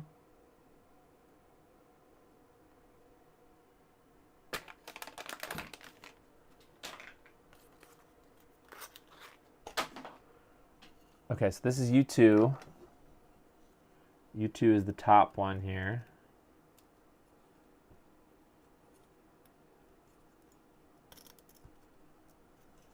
Okay, so that's this one.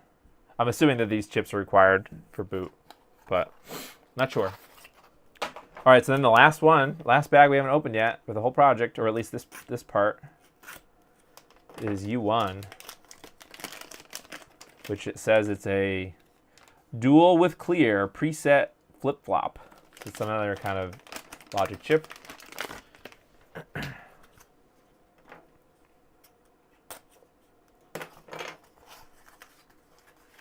I don't like all the little boxes that they use, but that's right. I mean, I like them. They're cool. They look neat. Like, I like opening them, but I don't like waste. That's kind of waste, but I don't know. It is what it is. Don't know how else they could send it to you without risking damage to the chips.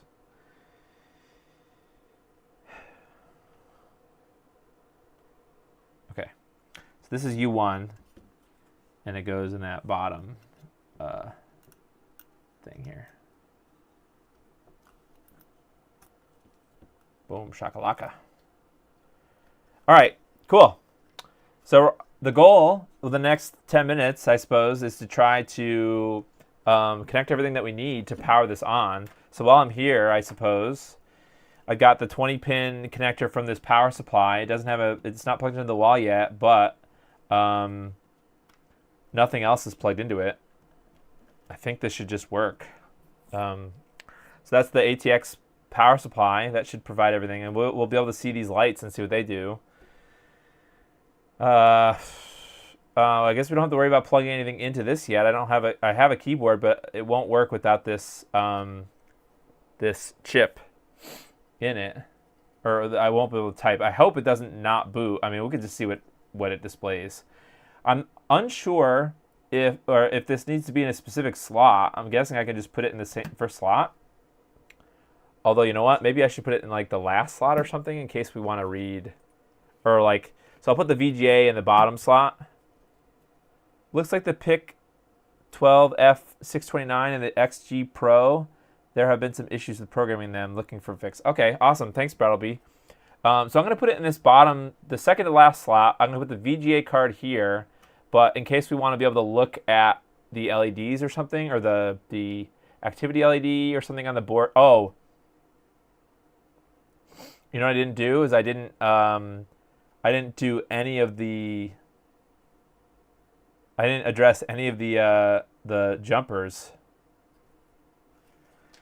Well, should we just see what it does? Or any of the switches? Ah, shoot.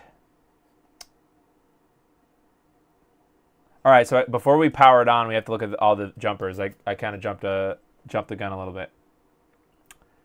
Okay, so switch 1 and switch 2. Oh, wait, no. Switch 2.1 and 2.2.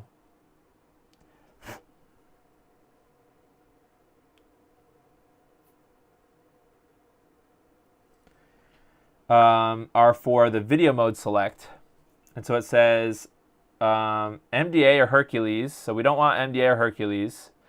80 column CGA, we don't want that. 40 column CGA, we don't want that. Or none EGA or VGA.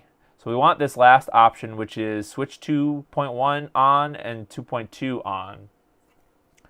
So I think this is switch 2. No, that's switch 3. Switch 2 is here. So what did I say? 1 and 1 are on. 1 and 2 are on, I mean. Oops. Okay. 1 and 1 are on. This is for VGA. 1 and 2 are on for VGA. And then 3 is for keyboard scan code pass-through. Off or on. I don't know what that means. I don't know what keyboard EO scan code pass-through means. I guess for now I'll just leave it off. Actually, let me see what the picture on the GitHub repo says. Or looks like. Okay, in the GitHub picture, this is set to off. So I'm going to follow that. I'm also just going to copy the other switch, but then we'll look up what it says to do. So in the picture, it's on the front of the GitHub. So here's what I'm talking about. This picture here. The switches are 1 and 2 are off, and 3, 4, and 5 are on. So we need to set the 3, 4, and 5 to on. Like that. But now let's actually look at what those are. So switch 3. Oh, switch 3 is the upper memory block configuration. So switch 1 on, enable. Oh, okay. So this is like, I think this means that you can use these different memory locations.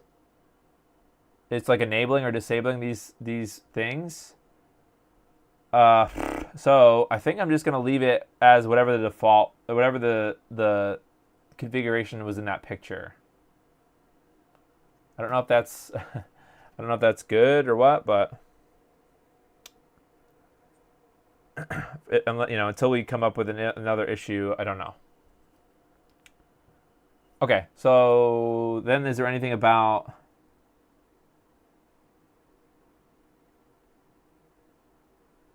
there's still some jumpers. Oh, install either U14 or U16, but not both. Set jumper 3 and 4 accordingly. Looks like you can use the PIC 12F16 15 to program. Oh, I see. So I have to select a different option in that menu. Okay, that's fine. I might do that offline.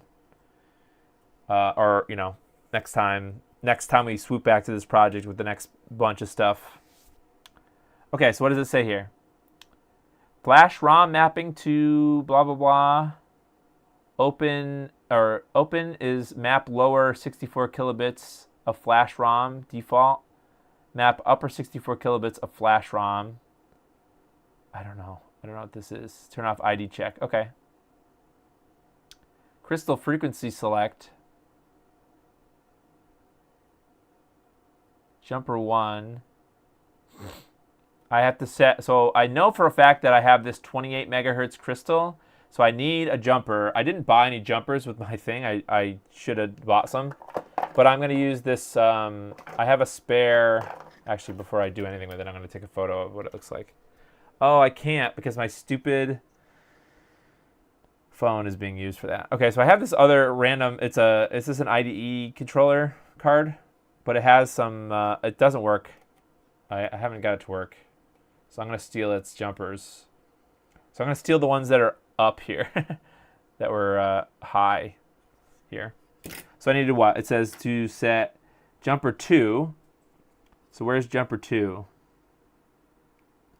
Okay, jumper 2 down here is for the crystal. So it needs to be closed for the higher megahertz crystal because I have the 28 megahertz crystal installed. So I need a jumper here. Cool. Now, as far as jumper 3 and 4, oops. All right, so it says jumper 3 and 4, RAM and ROM chip select generation, open, use SPLD, U16, closed, use the chipset. So I think I do want them both to be open. Open is going to use the SPLD that we flashed up here. So I think that's what I wanted to leave it as. But I don't know about...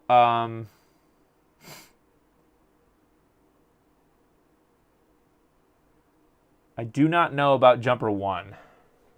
Where is jumper 1 even located? Okay. I'm not even sure where jumper 1 is on the board. Huh. Oh. Here. Jumper 1. Okay, so that makes sense because it's near the BIOS. Okay, I'm going to leave it open. What does it say the default is? Open. Okay. The default is open. That's cool. All right, that's it, I guess. I think that's all we're going to do. Should I try to program that pick before we turn it on? Or should I just put this in and see what it does? Or turn this on and see what it does? So I've got the CPU here. The CPU board, I mean, here. I've got our VGA board. I do think that there is some... I think that you have to set a jumper for this to start in 8-bit mode, but I hope it auto-detects it. Or 8-bit bus mode. So I'm just going to put this in here, and oh, whoops, this is a no-no. This is backwards. The problem with not having the slot thing is it's hard to tell the orientation of the card. So I almost did a big oopsie. The stuff, the through-hole components need to be on the top side of the board. Like if this is up straight up and down, like the backplane, all the chips will be on the top like this.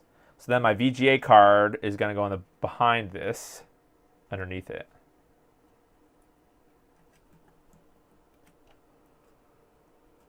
Don't put it in backward. Yeah, thanks, Vincent.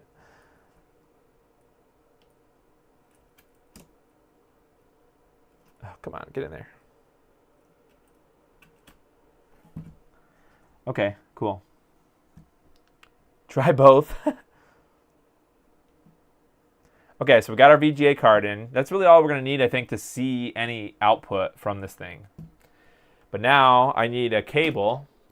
I guess what I'd like to do is I'd like to use the OSSC. It's not even on. Let's see. I'd like to use, not the OSSC, the OSSC Pro. That's what I meant to say. OSSC. But now we need a VGA cable, which is in our lovely bin of rando cables.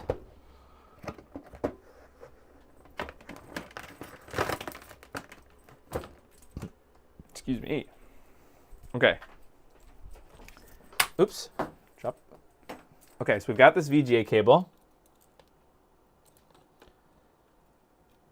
here. Okay. Then that's going to go all the way to the OSSC Pro down here. I'm just choosing this arbitrarily. I'm not like, you know, I don't know. Haven't been giving the OSSC Pro that much love, so. Oh, darn, you know what? I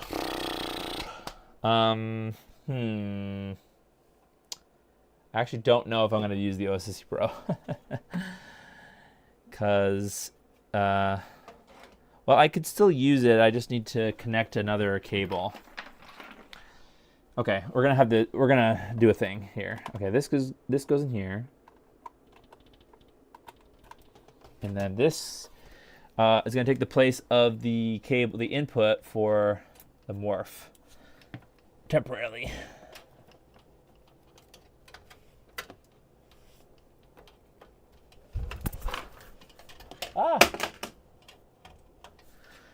How many remote controls can I knock over in one thing? Okay, cool.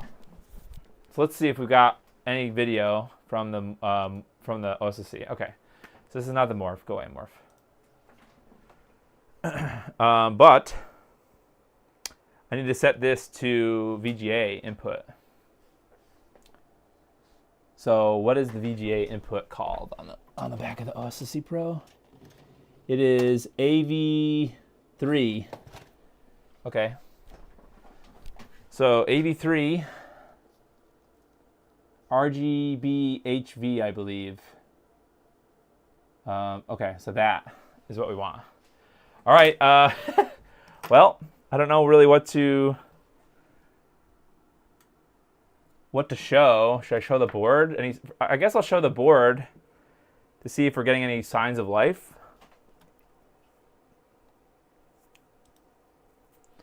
When we turn it on. YOLO, I guess. Oh, wait. I have to plug in the power supply. That would help, huh? Jesus.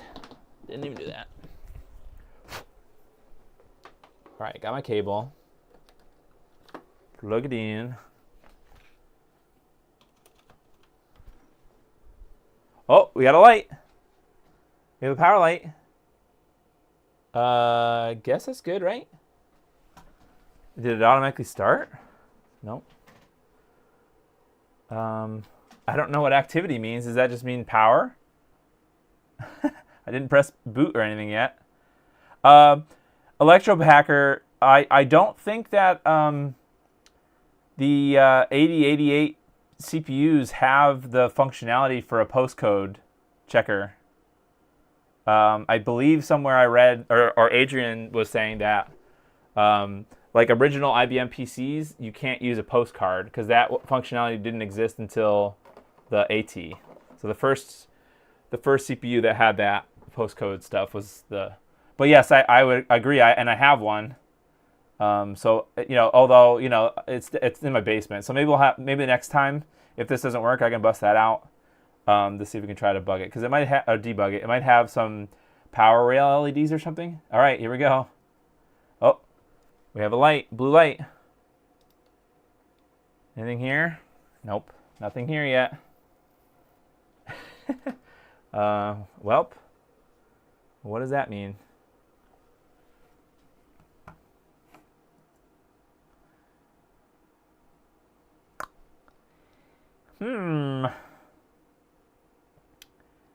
It's possible.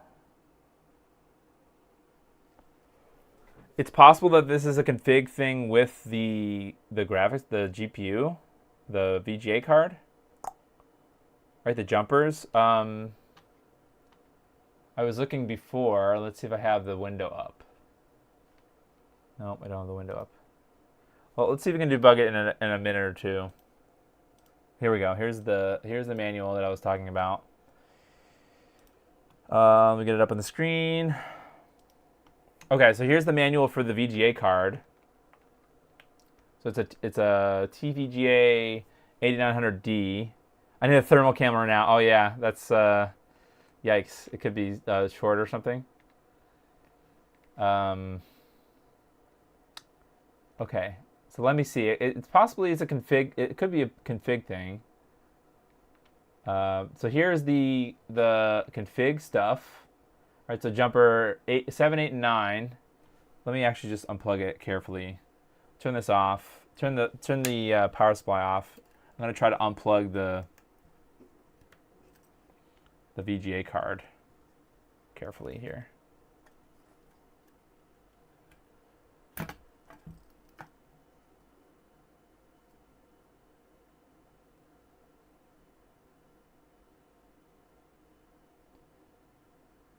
I turned the power supply off, but there's still enough electricity in to give it a red LED. Okay, because it's a bicolor activity light. I don't know what that means. Okay, well, anyways. Is this the same? Oh, so it's a little bit different. Oh, this is the hardware for the VGA, the 9000i. And I have the second one here, the 8900D. It doesn't look like this either. Well, it's possible that there were multiple revisions of this thing. But I do have the same. Do I have the same jumpers? No, I don't.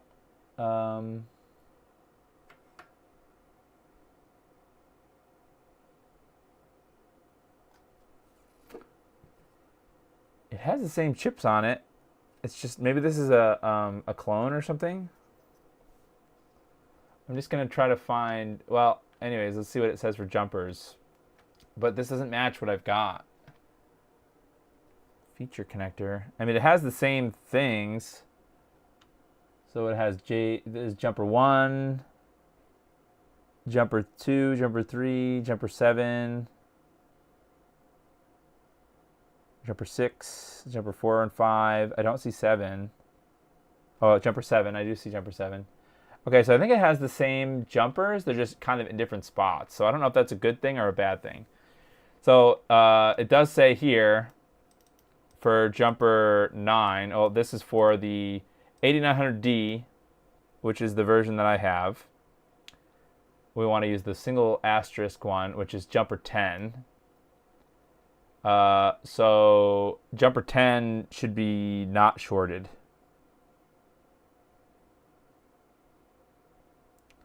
And would you believe I don't have a jumper for I don't have a jumper for 10.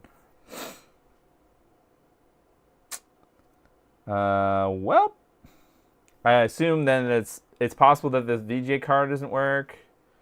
Maybe that's why it wasn't booting. I do have other options for cards, but they're just in other computers.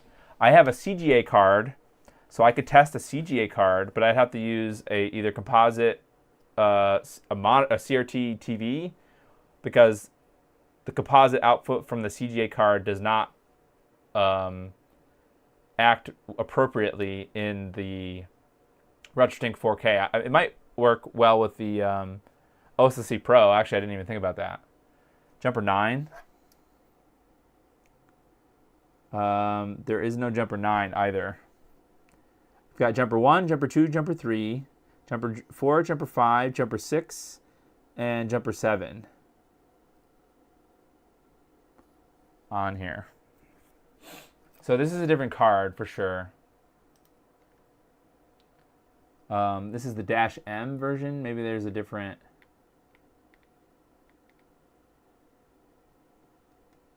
Yeah, it looks like this.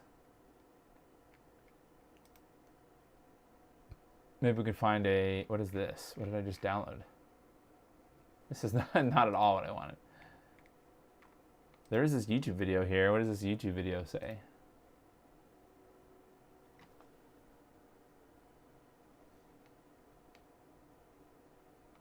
I don't know where the audio is coming from.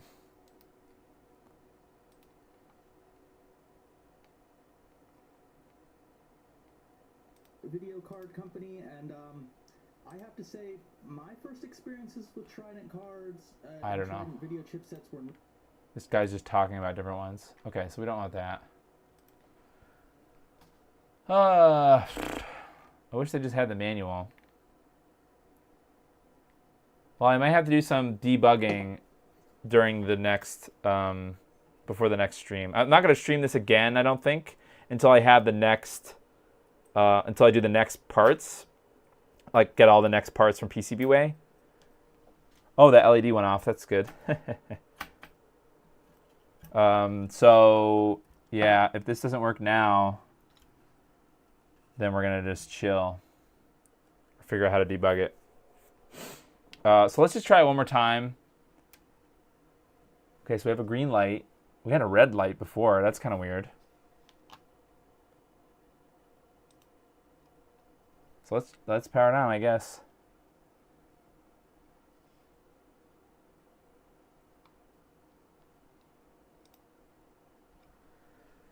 No video, but there is activity happening on that LED. We just aren't getting any. Maybe I should try a different selection on the OSSC. I don't think it's this. I do think that it's this RGHV. Try another slot. Okay, that's a good idea. It does seem to react. The LEDs do seem to react. I mean, if I didn't have a VGA card, the CPU card in there, does that? I wonder what happens. It's probably not a great thing to do this.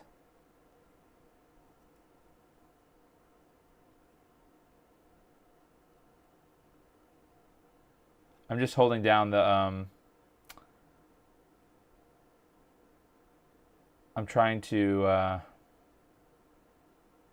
get all the energy out by holding down the power button, but the LED seems to not go off. So I'm going to put the computer in the top slot. I didn't see any documentation about what order these things have to go in. Let's see. I'm just going back to that that part of the Micro 8088 document, the building instructions, to see if there's anything about the order.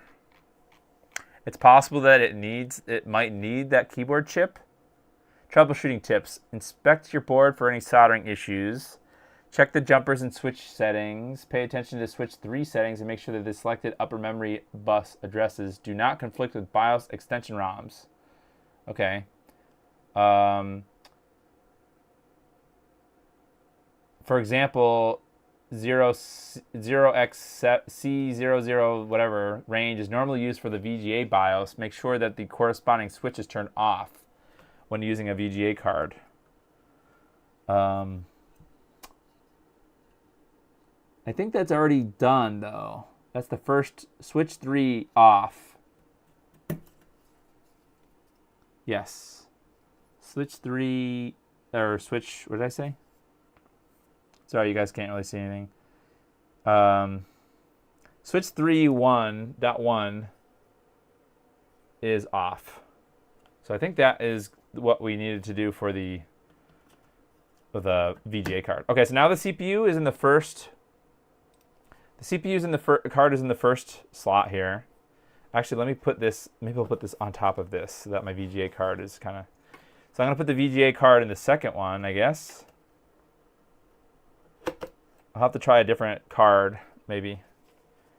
How about the buzzer? No, the beeper wasn't doing anything, although it does have the thing on it, the sticker. But it wasn't. Let me take that off, maybe. It should have made it a sound. So now the beeper is here. All right, let's try it again, I guess. I don't think this is shorting out or anything. There's some weird sag. Do you guys? This board is like bent a little bit. It's kind of interesting. Maybe somebody had it in a pile and it was getting bent. All right, let's turn on the power supply. See, we got our green light here. Let's press this guy. This right LED does blink. We're still not getting any picture. And no beeper sound. So, I don't know.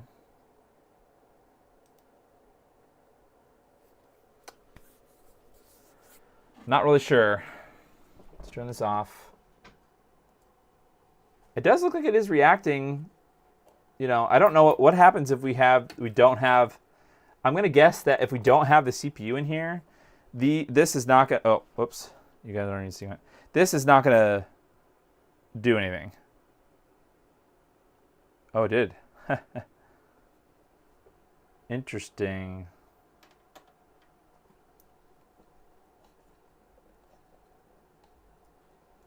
I guess I should have verified that the power rails were working, or like they're outputting the right voltage. Interesting. Okay, well, kind of run into a roadblock. I'll have to do some offline. I'll have to try. First, I'm going to try a different video card, I think. Although first, I'm going to do that keyboard thing. Well, I don't know. Doesn't seem to be working, but hey, I'm glad that we were able to get this far. I guess. Well, that's kind of a bummer. Yeah, post analyzer won't work, but it might have LED. Some of them have LED indicators for voltages and things, or like reset lines and things. So it's possible we still might be able to use it. To see, like there might be I think they might have like a CPU line thing that let you know that the CPU is actually initialized and ready to work. So I'll have to figure out what the heck is going on.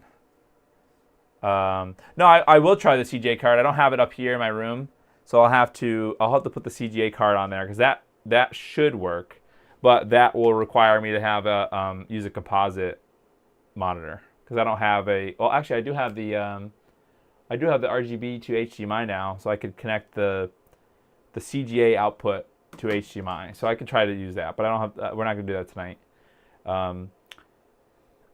Well, what I'm going to try to do is between now and the next stream, I'm going to try to get this to work. Try to do some troubleshooting. Oh, there is some troubleshooting section here.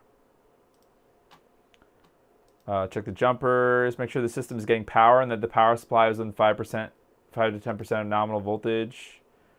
Does it produce any beeping sounds? It didn't. And then it says use a multimeter with frequency measurement or an oscilloscope to check the pulses on key processor and chipset signals. So there is some debugging that I can do here. Oh look, using a ISA postcard or backplane with a post display, check if the system outputs any post codes. Okay, so that is interesting. Maybe there are built-in post code options in the BIOS or something. That's interesting. Looks like there may be a version 1.0 BIOS in a different repo that Sergey might have. No, I'm not sure if it's the BIOS or not, but I mean there's some options that I can go through here. I'll probably do these before I do. Actually, I don't know if I ever verified that this VGA card. I do have another VGA card that is that ATI Wonder VGA card that I know works. So maybe I'll try that one with this to see if it will boot, because it could be this VGA card. But we weren't getting any beeps. We weren't getting beep codes or anything. So I think we were supposed to, right? Because it'll count down things like the RAM and stuff. So, all right. So basically, what the plan is to try to debug this thing between now and next week, now and next Wednesday. If I can get it to show some more signs of life, maybe we'll have another stream of this. But there's probably a pretty low chance of that happening. But you know, I'm going to try my best to try to get this to work. But I don't know. What's next? What's the next stream going to be? Didn't really think about that. I would like to do some OSSC Pro specific streams because I would like to give... sorry, I forgot his name. Brandon? I would like to give him his OSSC Pro back, but I want to give a little bit more attention to that before I do that. So I want to try to get at least with some analog things. So like we could try like a Super Nintendo, or I guess a Genesis, because they already did a Super Nintendo. But we could try to get the 4K 4x3 output working with the OSSC Pro. Just kind of mess around with that a little bit. Otherwise, I might have to do a, I don't know, I want to do some more mods, but it seems like people care less about mods and more about the scalar stuff, so I don't know. I like doing the mods more than I like talking about scalars, so that's just, I don't know, I'll have to decide what to do, so. All right, sorry we didn't have a better outcome to this video, but I'm not going to show it again. Like I said, I'm not going to show it again until I figure out the problem and I can give a